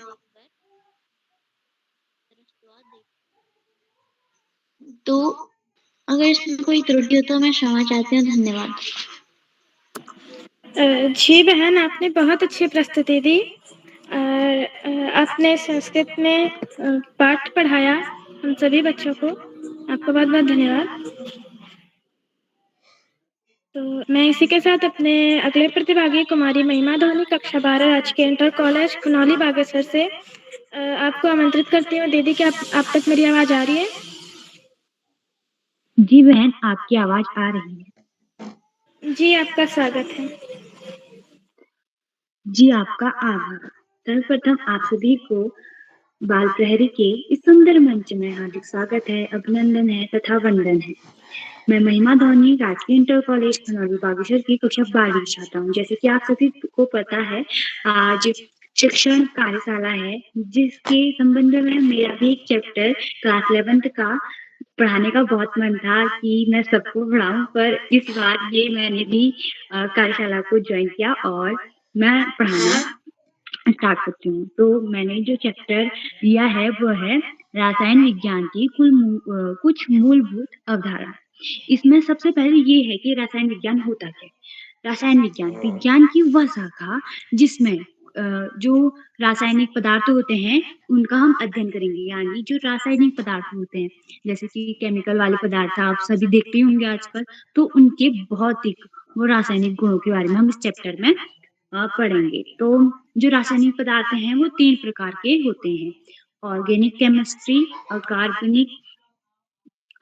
ऑर्गेनिक केमिस्ट्री, कार्बनिक रसायन, और इनऑर्गेनिक केमिस्ट्री, अकार्बनिक रसायन, वो फिजिकल केमिस्ट्री, भौतिक रसायन। जो इनऑर्गेनिक केमिस्ट्री होती है उसमें जो कार्बन होते हैं वो पाए नहीं जाते, मतलब उसमें कार्बन नहीं होते। और जो मतलब ऑर्गेनिक केमिस्ट्री होती है उसमें कार्बन पाए जाते हैं। और जो फिजिकल केमिस्ट्री होती है, भौतिक रसायन, उसमें तो मतलब जो मेडिसिन होती हैं, तो जो मेडिसिन बनाए जाते हैं वो इस भौतिक रसायन के ही उसमें बनाए जाते हैं। और इसके बाद मैं आप सभी को बताऊंगी कि द्रव्य, मैटर किसे कहते हैं। तो वह पदार्थ जिसका मतलब जिसमें अलग-अलग मतलब जिसका द्रव्यमान, वह पदार्थ जिसमें खुद का द्रव्यमान होता है, वो भले ही चींटी क्यों ना हो, भले ही पूरा ब्रह्मांड क्यों ना हो, वो एक ऐसा पदार्थ, मतलब कोई भी ऐसा पदार्थ नहीं होता जिसका खुद का द्रव्यमान होता है। जैसे कि हम अगर इस जमीन पे भी खड़े होंगे तो हमारा खुद का द्रव्यमान होगा ही। और साथ ही साथ मैं आपको बताती हूँ कि जो ये पदार्थ हैं उनकी अवस्थाएं कितनी होती है। भौतिक रूप से इसकी अवस्थाएं 3 प्रकार की होती हैं, और तो वो होता है ठोस, द्रव और गैस। तो जो ठोस होते हैं वो मतलब उनमें 2 प्रकार की क्रियाएं होती है। सर्वप्रथम वो तो पहले मतलब उनका आयतन निश्चित होता है और उनका वो आकार भी निश्चित होता है, जिससे वो मतलब हिल नहीं सकते। जैसे आप देखते होंगे अगर बर्फ बन जाती है तो जो बर्फ बनने के बाद वो मतलब खिसकती नहीं, जब तक वो पिघलती नहीं है तब तक उसका मतलब कोई यहाँ से वहां होना उचित नहीं होता है। और जो द्रव, मैंने सेकंड में बताया था द्रव, तो द्रव वो द्रव्य है जिसका मतलब जिसमें आयतन निश्चित होता है परंतु आकार निश्चित होता है। जैसे आप पानी देख सकते हो, आप अगर पानी को बाल्टी में रखते हो तो वो बाल्टी का आकार लेता है। टब में रखते हो तो टब का, और साथ ही साथ अगर आप स्कूल की बॉटल में रखते हो तो उसी का आकार ले लेता है। और गैस ये तो ऐसी है कि वो मतलब अगर गैस नहीं होगी तो इंसान नहीं होगा, मतलब ये पूरे ब्रह्मांड पे फैली रहती है। ये इसका ना निश्चित आकार होता है, ना इसका निश्चित आयतन होता है। और जो द्रव्य होता है उसका रासायनिक वर्गीकरण में मतलब उसको 2 प्रकार वर्गीकृत किया जाता है, शुद्ध पदार्थ व मिश्रण। वैसे मिश्रण को अशुद्ध पदार्थ भी कहा जाता है, परंतु इसका उचित नाम मिश्रण होता है। तो जो शुद्ध पदार्थ होता है उसमें 2 प्रकार के मतलब 2 प्रकार की चीजें पाई जाती हैं, तत्व और यौगिक। और फिर उसमें जो तत्व होता है उसमें 3 प्रकार की चीजें, धातु, अधातु व उपधातु। हालांकि जो यौगिक होता है उसके भी 2 प्रकार होते हैं, अकार्बनिक यौगिक और कार्बनिक यौगिक। और मिश्रण के भी 2 प्रकार होते हैं, समांगी मिश्रण व विषमांगी मिश्रण। और अब मैं आपको इसमें ये बताऊंगी कि तत्व क्या होते हैं और यौगिक क्या होते हैं। वह पदार्थ जो मतलब समान प्रकार के मतलब उनमें परमाणु पाए जाते हैं। और जो परमाणु मतलब ऐसे पदार्थ जिनमें समान प्रकार के परमाणु पाए जाते हैं, जैसे कि उनका एग्जाम्पल हो गया Na, Fe, Cu, Zn, etc। मतलब जैसे कि ऐसे पदार्थ जिनमें सेम जैसे बर्फ मानो, जो बर्फ होता है उसके अंदर तो पानी के कण मिलेंगे, सेम ही मिलेंगे, तो वो समान टाइप का हो गया। उसी तरह इसमें भी ऐसा होता है कि समान टाइप के परमाणु मिलते हैं, और तो उनके एग्जाम्पल मैंने बता दिए।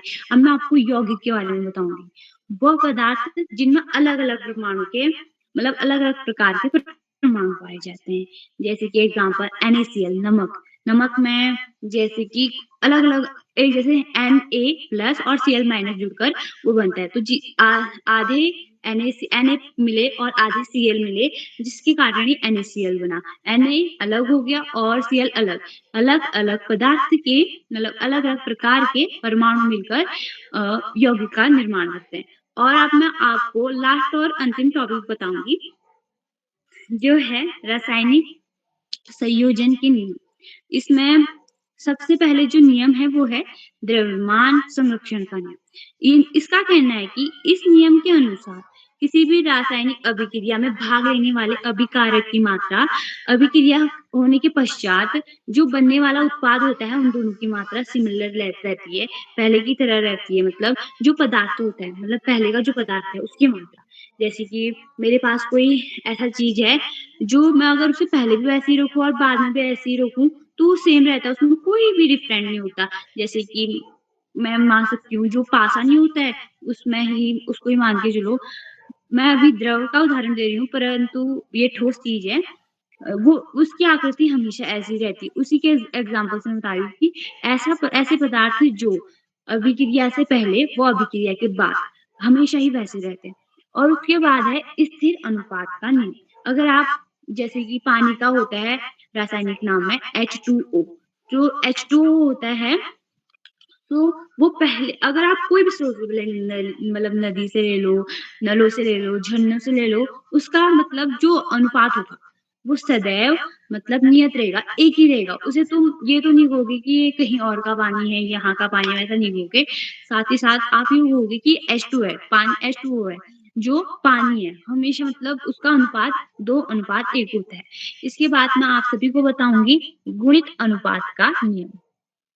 तो गुणित अनुपात का नियम कहता है कि अगर विभिन्न तत्व अलग-अलग अनुपात में जुड़कर यौगिक बनाते हैं तो इससे गुणित अनुपात जुड़कर यौगिक बनाएंगे तो इससे गुणित अनुपात का नियम कहते हैं। मतलब विभिन्न तत्व मतलब कई प्रकार के तत्व, अभी तो मैंने आपको H2O का बताया कि वो स्थिर रहता है, पर जो ये गुणित अनुपात का नियम है ये स्थिर अनुपात के नियम को मतलब गलत ठहराने के लिए कहता है कि जो कार्बन होता है वो मतलब अलग-अलग यौगिक के साथ अलग-अलग पदार्थ मतलब अलग-अलग उत्पाद बना के हमको एक्सप्लेन करता है। जैसे कि मैं बताती हूँ CO का अनुपात क्या होगा 1:3 और CO2 का होगा 1:2 और साथ ही साथ CO3 का अनुपात होगा 1:3।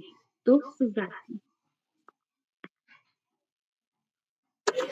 जी दीदी, आपने बहुत अच्छी प्रस्तुति दी। आपने हमें रसायन विज्ञान में पढ़ाया। आपका बहुत-बहुत धन्यवाद। तो क्योंकि अभी तक हम लोग कार से चल रहे थे, तो ये तो हम लोगों के साथ बहुत बुरा होता है, कहीं न कहीं कुछ न कुछ हो ही जाता है। तो अब कार से चलते-चलते तो पेट्रोल ही खत्म हो गया। तो अब एक काम करते हैं ना, क्योंकि एयरपोर्ट के पास हम रुके हैं, तो फ्लाइट बुक करते हैं और चलते हैं गुजरात की ओर और आमंत्रित करते हैं आदरणीय श्री श्यामप्रसाद पांडे सर, अहमदाबाद गुजरात से। सर आपका बहुत-बहुत स्वागत और अभिनंदन है। बहुत बहुत धन्यवाद, बहुत बहुत हार्दिक आभार प्रिय अदिति। आपने तो फ्लाइट पकड़ के झट से आप अहमदाबाद पहुंच गए, बहुत जल्दी पहुंच गए। फ्लाइट से तो एक घंटे का समय लगा होगा। और बहुत बहुत आपको बधाई सुंदर संचालन के लिए, आत्मविश्वास भरे संचालन के लिए, कुशल उल्लास उमंग के साथ किए गए संचालन के लिए। आगे बढ़ने से पहले आपसे अनुरोध करूंगा कि आप भी मंच पर आए और अपना शिक्षण कार्य करें, अपना प्रिय पाठ हमें पढ़ाएं। अदिति जी। जी सर, धन्यवाद। सर्वप्रथम मैं माँ सरस्वती को नमन करती हूँ। मेरा नाम अदिति श्रीवास्तव है, मैं कक्षा 11वीं की छात्रा हूँ। मेरे विद्यालय का नाम राजकीय बालिका इंटर कॉलेज जामा मीठी उत्तर प्रदेश है। तो जैसा कि आज शिक्षण कार्यशाला है, तो मैं आप सभी को हिंदी व्याकरण में रस के बारे में पढ़ाने जा रही हूँ। तो रस होता क्या है? क्या कोई मुझे बता सकता है रस की परिभाषा? जी, तो मैं आप सभी को पहले खुद ही बता देती हूँ, रस क्या होता है। किसी कविता को पढ़कर, कहानी को सुनकर, किसी नाटक को देखकर हमारे मन में जो एक आनंद की अनुभूति होती है, उसे रस कहते हैं। तो अब मैं आप सभी को बताती हूँ कि रस कितने प्रकार के होते हैं। तो रस 4 प्रकार के होते हैं: अस्थाई भाव, संचारी भाव और विभाव और अनुभाव। तो मैं आप सभी को सबसे पहले अस्थाई भाव के बारे में बताती हूँ। अस्थाई भाव में मतलब अस्थाई भाव का है कि रस रूप में पुष्ट या परिणत होने वाला तथा संपूर्ण प्रसंग में व्याप्त रहने वाला भाव अस्थाई भाव कहलाता है। तो अब मैं सबसे पहले बताती हूँ कि अस्थाई भाव में कितने रस होते हैं। क्या किसी को पता है? जी, मैं ही बताती हूँ। अस्थाई भाव में 9 रस माने जाते हैं। वो भी कौन-कौन से? तो मैं आप सभी को बताती हूँ कि श्रृंगार रस, हास्य रस, करुण, रौद्र, वीर, भयानक, विभत्स, अद्भुत और शांत। ये 9 रस अस्थाई भाव में माने जाते हैं। और इस रस का भी अस्थाई भाव जो होता है वह कुछ इस प्रकार होता है।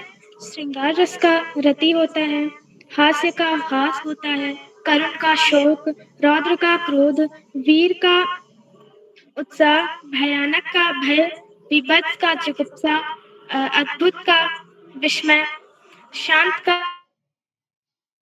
निर्वेद। तो जहाँ तक कि मुझे लगता है आप सभी को समझ में आ गया होगा कि अस्थाई भाव के जो रस होते हैं वो कितने होते हैं और उन रसों का अस्थाई भाव क्या होता है। तो मैं आप सभी को थोड़ा-थोड़ा करके इन सभी रसों के बारे में बताती हूँ। रति, स्त्री और पुरुष के परस्पर प्रेम भाव को रति कहते हैं।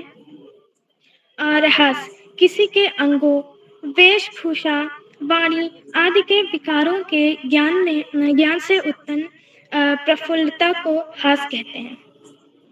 शोक, इष्ट के नाश अथवा अनिष्टागम के कारण मन में उत्पन्न व्याकुलता शोक कहलाती है। और क्रोध, अपना काम बिगाड़ने पर या फिर बिगाड़ने वाले पर जो अपराधी होता है उसको दंड देने के लिए उत्तेजित करने वाली मनोवृत्ति क्रोध कहलाती है। और उत्साह, दान, दया और वीरता आदि के प्रसंग से उत्तरोत्तर उन्नत होने वाली मनोवृत्ति को उत्साह कहते हैं। सभी को समझ में तो आ रहा है ना? जी, तो अब मैं इसी के साथ आगे बताती हूँ। भय भय किसे कहते हैं? प्रबल अनिष्ट करने में समर्थ विषयों को देखकर मन में जो व्याकुलता होती है उसे भय कहते हैं। जुगुप्सा घृणा उत्पन्न करने वाली वस्तुओं को देखकर उनसे संबंध न रखने के लिए बाध्य करने वाली मनोवृत्ति को जुगुप्सा कहते हैं। और विस्मय किसी असाधारण अथवा अलौकिक वस्तु को देखकर जो आश्चर्य होता है उसे ही विस्मय कहते हैं। और निर्वेद अर्थात शांत रस, संसार के प्रति त्याग भाव को निर्वेद रस कहते हैं, अर्थात शांत रस कहते हैं। तो आशा करती हूँ आप सभी को अभी का यह पाठ समझ में आ गया होगा, क्योंकि अब अगले बेला का समय हो चुका है। तो अब आपको इसके आगे मैं अगले पाठशाला में पढ़ाऊंगी। तो धन्यवाद। इसी के साथ सर बहुत बहुत धन्यवाद। बहुत सुंदर प्रस्तुति आपने 9 रस के बारे में बताया, और 9 रसों का बड़ा महत्व है। जो साहित्य होता है, कविता होती है, कहानियां होती हैं, इनमें सब में रस ये सब रसानुभूति कराते हैं। कभी श्रृंगार रस की, कभी जुगुप्सा की, कभी हास्य की। और ये जो 9 रस हैं अलग अलग हमारे जीवन में आते रहते हैं। 24 घंटे में कोई ना कोई रस तो आता ही रहता है। बहुत सुंदर आपने पढ़ाया, बहुत बहुत हार्दिक बधाई आपको देता हूँ। स्पष्टता के साथ पढ़ाया। आज की इस हमारी शिक्षण कार्यशाला में कुल 13 बच्चों को प्रतिभाग करना था, और जो बच्चे जुड़े सबने प्रयास किया कि सुंदर ढंग से पढ़ाएं, और यही होना चाहिए। उनको आसान पाठ चुनना चाहिए, और ऐसा पाठ चुनना चाहिए जो 4 से 5 मिनट में खत्म हो। सभी बच्चों ने प्रयास किया, सबके प्रयास को मैं बहुत बहुत हार्दिक बधाई देता हूँ। आज के कार्यक्रम की अध्यक्षता श्री यथार्थ उपाध्याय कर रहे हैं, जो साहब के छात्र हैं, गोरखपुर से हैं। अध्यक्ष बनने के लिए उन्हें बधाई देता हूँ। अभी उन्हें आमंत्रित किया जाएगा, वो अपना अध्यक्षीय वक्तव्य देंगे, उसके बाद भी शिक्षण कार्य करेंगे। आज की हमारी विशिष्ट अतिथि कुमारी पल्लवी विष्णु, कक्षा 9 की छात्रा रानी। पल्लवी जी ने विशिष्ट अतिथि का शानदार वक्तव्य दिया, हार्दिक बधाई। उसके साथ ही साथ उन्होंने how I teach my grand mother साक्षरता पर एक कहानी सुनाई, जो बड़ी रोचक कहानी थी, अच्छी कहानी थी, शिक्षाप्रद थी। बहुत बहुत हार्दिक बधाई देता हूँ शानदार प्रस्तुत के लिए। आज के हमारे मुख्य अतिथि आदरणीय डॉक्टर कमलेश त्रिपाठी जी हैं, जो डाइट गोचर चमोली से। आपको मैं सादर प्रणाम। आपने हर बच्चे का नाम लेकर जब जो तब तक प्रस्तुत दे चुका था, उसकी प्रस्तुत की सराहना की, उस पर एक समीक्षात्मक टिप्पणी की, संचालन की सराहना की, और बताया कि शिक्षक का जो रोल होता है, जो भूमिका होती है, साधारण नहीं होती। वो बच्चे के व्यक्तित्व निर्माण में बहुत ही महत्वपूर्ण भूमिका अदा करता है। अब उसके लिए चाणक्य जैसे शिक्षक हुए हैं, जिन्होंने बहुत बड़ा रोल प्ले किया, बहुत बड़ी भूमिका निभाई। और आदरणीय मुख्य अतिथि महोदय के प्रेरणादायी उद्बोधन के लिए, संविधान के लिए, बने रहने के लिए मैं उनके प्रति बहुत बहुत हार्दिक आभार व्यक्त करता हूँ। मित्रों, कार्यक्रमों से उत्तराखंड में शिक्षा विभाग के निदेशक और शिक्षाविद आदरणीय आकाश सरस्वती जी प्रतिदिन जुड़ते हैं, मैं उन्हें सादर प्रणाम करता हूँ। और जुड़कर अपने प्रेरणादायी उद्बोधन से हम सबका ही नहीं, बच्चों का सबका मनोबल बढ़ाते हैं। और आपने बताया कि ये कार्यशालाएं धीरे धीरे बच्चों, अभिभावकों और शिक्षकों की पहली पसंद बन गई है, क्योंकि बच्चों के व्यक्तित्व का बहुमुखी विकास है। आदरणीय सरस्वती जी के प्रेरणादायी उद्बोधन के लिए मैं उनके प्रति बहुत बहुत हार्दिक आभार करता हूँ। मित्रों, इन कार्यक्रमों से या इन कार्यशालाओं से खंडवा से डाइट में सीनियर व्याख्याता के पद पर कार्यरत शिक्षाविद आदरणीय डॉक्टर अशोक नेगी जी प्रतिदिन आज भी जुड़े हुए हैं, मैं उन्हें सादर प्रणाम करता हूँ, उनका हार्दिक स्वागत और अभिनंदन करता हूँ। उन्होंने चैट बॉक्स से उत्तरदायित्व संभाल रखा है। बच्चे उनके सुंदर, रोचक, उत्साहवर्धक टिप्पणियों की प्रतीक्षा करते रहते हैं, और उनका आशीर्वचन सुनना चाहिए, क्योंकि उसमें हमेशा कोई ना कोई नई बात, नई चीज, नया विश्लेषण होता है, जिससे निश्चित रूप से लाभान्वित होता है। साथियों, इन कार्यक्रमों से देश के 16-17 प्रांतों के अनेक कवि, कहानीकार, साहित्य प्रेमी, मनीषी और चिंतक भी जुड़ते हैं, उनमें कुछ नाम जो पटल पर आए इस प्रकार हैं। आदरणीय कामेश्वरी सिंह मैडम गुड़गांव हरियाणा से, आदरणीय नरेंद्रपाल सिंह जलमोड़ा से, आदरणीय सुमित श्रीवास्तव जी जम्मू उत्तर प्रदेश से, आदरणीय गिरिजा शंकर जोशी जी, आदरणीय जानकी भोज मैडम, आदरणीय उमेश जोशी जी, आदरणीय अनिल धोनी जी, आदरणीय गीता उपाध्याय मैडम, आदरणीय मंजुलिका देवी मैडम और 16-17 पांचों से जुड़ने वाले अनेक विद्वान शिक्षक और विदेशी शिक्षक हैं। आप सब प्रतिदिन हमारे कार्यक्रमों से जुड़ते हैं और जुड़कर नए चार चांद लगा देते हैं। हमारे कार्यक्रमों को नई गरिमा मिल जाती है, हमारे अंदर अभिनव ऊर्जा का प्रवाह होने लगता है। अब आपके इस लगातार मिलने वाले सहयोग के प्रति बहुत बहुत हार्दिक आभार व्यक्त करते हैं। और मित्रों, यहाँ बच्चे हों अभिभावकों का सहयोग अनिवार्य हो जाता है, और बच्चे जिस ढंग से आज शिक्षण कार्य कर रहे थे निश्चित रूप से उसमें अभिभावकों का सहयोग परिलक्षित है। मैं अभिभावकों के इस लगातार मिलने वाले सहयोग के प्रति बहुत बहुत हार्दिक आभार। और अंत में कार्यक्रमों के सुधार आधार प्रणा पुरुष और ऋषियों का सजीवन जीने वाले आदरणीय करोला जी, जिन्हें सादर प्रणाम करते हुए मैं मंच का बहुत शानदार संचालन कर रही कुमारी अदिति श्रीवास्तव जी को मैं सौंपता हूँ कि आगे का संचालन करें। बहुत बहुत धन्यवाद, बहुत बहुत हार्दिक आभार अदिति जी। जी सर, आपका बहुत बहुत आभार, आपने हमारा मार्गदर्शन किया और हमें काफ़ी सारी बातें बताई, अच्छी-अच्छी सीखें दी, आपका बहुत बहुत आभार सर। तो अब मैं इसी के साथ अपने आज के अध्यक्षता कर रहे श्री यथार्थ उपाध्याय कक्षा 7 रत्न memorial public school Gorakhpur Uttar Pradesh से भाई आपको आमंत्रित करती हूँ कि आप तक मेरी आवाज आ रही है? जी हाँ, आ रही है। जी, आपका स्वागत है।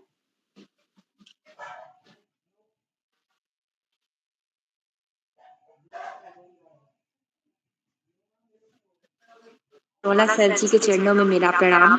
उन्होंने आज मुझे छठी बार अध्यक्षता करने का मौका दिया है, इसके लिए मेरे सभी गुरुजनों को मेरा प्रणाम।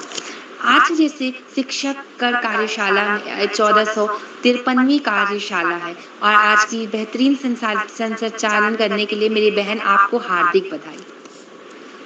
जैसे कि आज का जो मेरा पाठ है वो पाठ का नाम है डाक बाबू का प्यार। डाक बाबू एक धीरपुर के मशहूर आदमी हैं, उनका नाम दयाराम है और उसके इस पाठ के कुछ लोग हैं जैसे डाक बाबू, दयाराम, रजनी और बाबा फकीर चंद। इन 3 लोगों के ऊपर ही ये पूरी कहानी बनी हुई है। कहानी ऐसी है, रजनी से अगर कोई पूछे कि उसे धीरपुर में सबसे अच्छा कौन लगता है तो मुझे यकीन है कि वह डाक बाबू का नाम ही लेगी। डाक बाबू दयाराम, भला ऐसी क्या बात है उसमें? इस स्टैंजे का ये मतलब है कि रजनी से मैं पूछ रहा हूँ कि उसे तुम्हें धीरपुर में सबसे अच्छा कौन लगता है, तो मुझे पूरा यकीन है कि आप डाक बाबू का ही नाम लेंगी। डाक बाबू दयाराम है, भला क्या खास बात थी उनमें? ऐसी क्या खास बात है उनमें? एकदम सीधे साधे तो थे। उस छोटे से कस्बे धीरपुर के डाक बाबू, जैसा नाम वैसा ही भले और दयालु व्यक्तित्व के थे। उसका मतलब ये है कि वो धीरपुर के एक छोटे से कस्बे में रहते हैं। बाबू दयाराम, जैसा वो उनका नाम है वैसे ही वो भले और सीधे साधे व्यक्ति हैं। लंबा ऊंचा कद, बड़ी बड़ी मूछें, पर बात करो तो मिलेंगे एकदम विनम्रता की मूर्ति। लंबे से हैं, ऊंचे हैं, बड़ी बड़ी उनकी मूछें हैं और जब आप उनसे बात करेंगे तो ऐसा लगेगा कि वो बिल्कुल विनम्रता की मूर्ति है। हमेशा खद्दे की सफेद धोती और कुर्ता पहने रहते हैं। उनका वस्त्र जो है वो हमेशा खादी का कुर्ता और धोती रहती है। धीरपुर के एक छोटे से कस्बे में लड़कियों का एक मशहूर स्कूल है। उस स्कूल का नाम भगवती बाई कन्या विद्यालय है। उसमें दूर दूर के गांव से लड़कियां पढ़ने आती हैं। उसमें एक रजनी नाम की लड़की भी पढ़ती है। रजनी धीरपुर के एक छोटे से कस्बे से आई है। रजनी के पिता किसान हैं और खेती का काम करते हैं। जब वो भगवती बाई कन्या विद्यालय में पढ़ती है, अन्य लड़कियां हैरान थी कि ये रजनी, ये तो सिर्फ एक किसान की बेटी है, ये कैसे इतने बड़े स्कूल में पढ़ रही है और ये इतना तरक्की कर रही है। लेकिन रजनी को कभी कोई परेशानी नहीं होती। रजनी को परेशानी तब होती थी जब उसके घर से मनी ऑर्डर नहीं आता था। मनी ऑर्डर का मतलब होता है कि घर से पैसे आना। तब स्कूल में जब उसे को फीस जमा करना रहता था तब उसे बहुत दिक्कत होती थी। टीचर उसे क्लास में बहुत डांटती थी कि तुम्हारी बोर्ड फीस और स्कूल फीस नहीं जमा है। डाक बाबू दयाराम को जब ये बात पता चली कि रजनी की स्कूल की फीस नहीं जमा है तो उन्होंने एक पोस्ट में एक चिट्ठी में लिख के मनी ऑर्डर उनके रजनी को भेजा और उसने रजनी के स्कूल की फीस जमा की। डाक बाबू ऐसे इंसान हैं, ऐसे स्वभाव के व्यक्ति हैं वो कि वो रात में भी किसी की मदद करने पहुंच जाएंगे। एक बार बाबा फकीर चंद रजनी के गांव से रजनी के हॉस्टल में आते हैं। वो कहते हैं कि तुम्हारे पिता का कल ही एक्सीडेंट हो गया है और डाक बाबू ने तुम्हारे लिए कुछ पैसे भिजवाए हैं कि तुम इसे रख लेना, ये तुम्हारे काम आएंगे। रजनी ने सोचा कि अभी तो डाक बाबू ने पैसे मुझे दिए थे, फिर मैं इन पैसों का क्या करूंगी। तो डाक बाबू ने उसे पैसे इस नाते भिजवाया था कि वो अपनी आगे की जरूरतों को पूरा कर सके। डाक बाबू इनके जैसा इंसान दुनिया में नहीं आ सकता। इस कहानी के लेखक के लिखने का यही मतलब है कि डाक बाबू जो है उनकी इज्जत प्रत्येक व्यक्ति दिल से करता है। डाक बाबू किसी की मदद करने के लिए रात में भी तैयार रहते हैं। इस पाठ के कुछ कठिन शब्द हैं जैसे यकीन का अर्थ होता है विश्वास, खास का अर्थ होता है विशेष, खुद का मतलब होता है स्वयं, फिजूल का मतलब है व्यर्थ, चिट्ठी, पत्र, इम्तिहान, परीक्षा, रुआस का अर्थ होता है रोने जैसा चेहरा, दस्तता का मतलब होता है हस्ताक्षर करना, उबारना, परेशानी से छुटकारा मिलना। धन्यवाद, शुभ रात्रि। और इस पाठ के कवि हैं प्रकाश मानू जी। जी भाई, आपने बहुत अच्छी प्रस्तुति दी और आपने पाठ बहुत अच्छे से हम सभी को समझाया। आपका बहुत-बहुत धन्यवाद। तो अब मैं इसी के साथ आज के अपने छोटे हुए प्रतिभागियों को आमंत्रित करती हूँ। कुमारी मंत्रिता शर्मा। जी बहन, मैं उपस्थित हूँ। क्या आप तक मेरी आवाज आ रही है? जी, आपका स्वागत है। जी बहन, आपका बहुत बहुत धन्यवाद। माँ शारदा के चरणों में मेरा कोटि-कोटि नमन।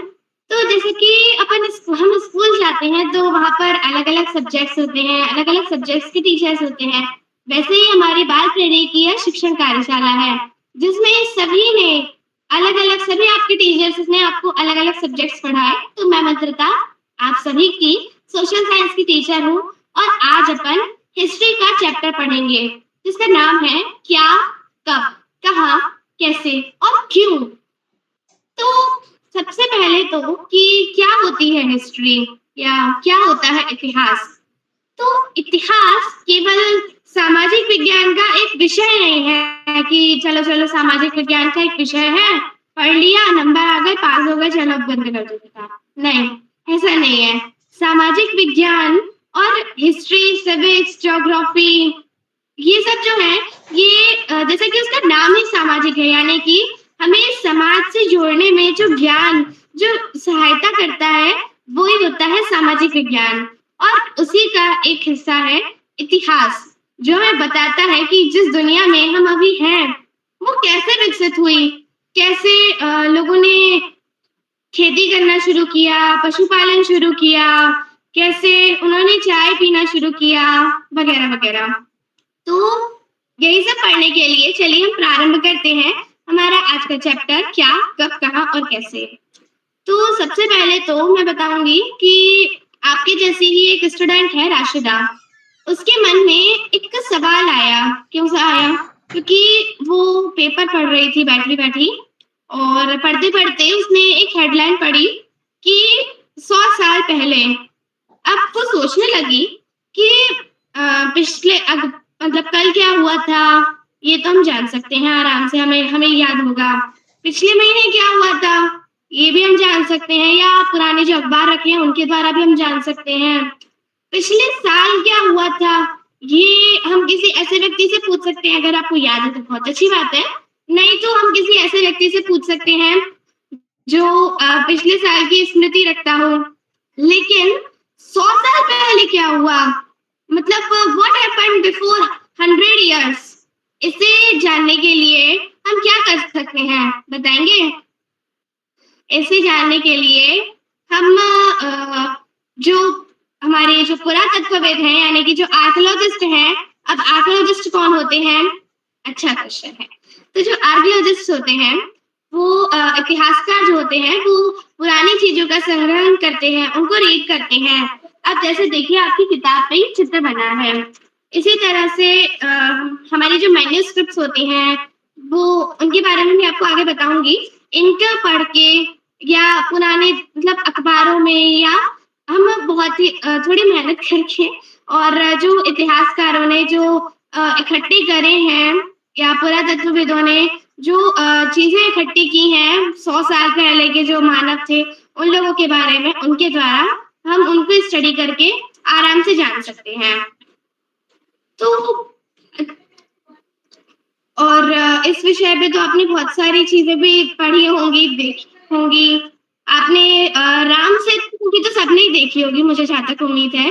तो उसमें जो अक्षय कुमार था, वो जो आर्कियोलॉजिस्ट था, वो कैसे पूरा लंका जाता है और उसको खोदता है, पता करता है जो राम सेतु का जो एक रॉक था उसको निकाल कर उसका स्टडी करता है। उसी प्रकार से 100 साल पहले की जो चीजें हमें मिली हैं आर्कियोलॉजिस्ट को, उन सब का अध्ययन करके, उन सबके बारे में पढ़ करके 100 साल पहले क्या हुआ था इनके बारे में जान सकते हैं। और इनसे सिर्फ 100 साल नहीं बल्कि 1000 साल पहले, क्या जब हमारे मानव समाज का इतना विकास नहीं हुआ था तब हम क्या करते थे उसके बारे में आसानी से जान सकते हैं। तो जो अर्ली ह्यूमंस थे यानी कि आरंभिक मानव थे, वो नदियों के तट पर रहना पसंद करते थे। जैसे नर्मदा नदी के तट पर रहते थे, गंगा नदी के तट पर रहते थे। तो क्यों रहते थे? इसलिए रहते थे क्योंकि जहाँ नदी होती है वहां पर पेड़ पौधे भी बहुत ज्यादा होते हैं और पेड़ पौधे, नदी, इन सब के कारण जानवर भी ज्यादा होते हैं और इसीलिए लोग नदियों के पास में रहना पसंद करते थे ताकि उनको खेती करने में आसानी हो। पानी है तो खेती अच्छे से हो जाए।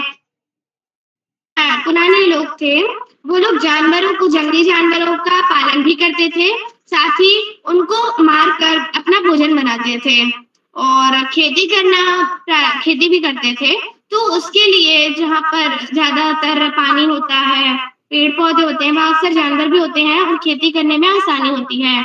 इसीलिए जो लोग थे वो गंगा नदी, सिंधु नदी और नर्मदा नदी, अनेक नदियों के तटों पर रहते थे।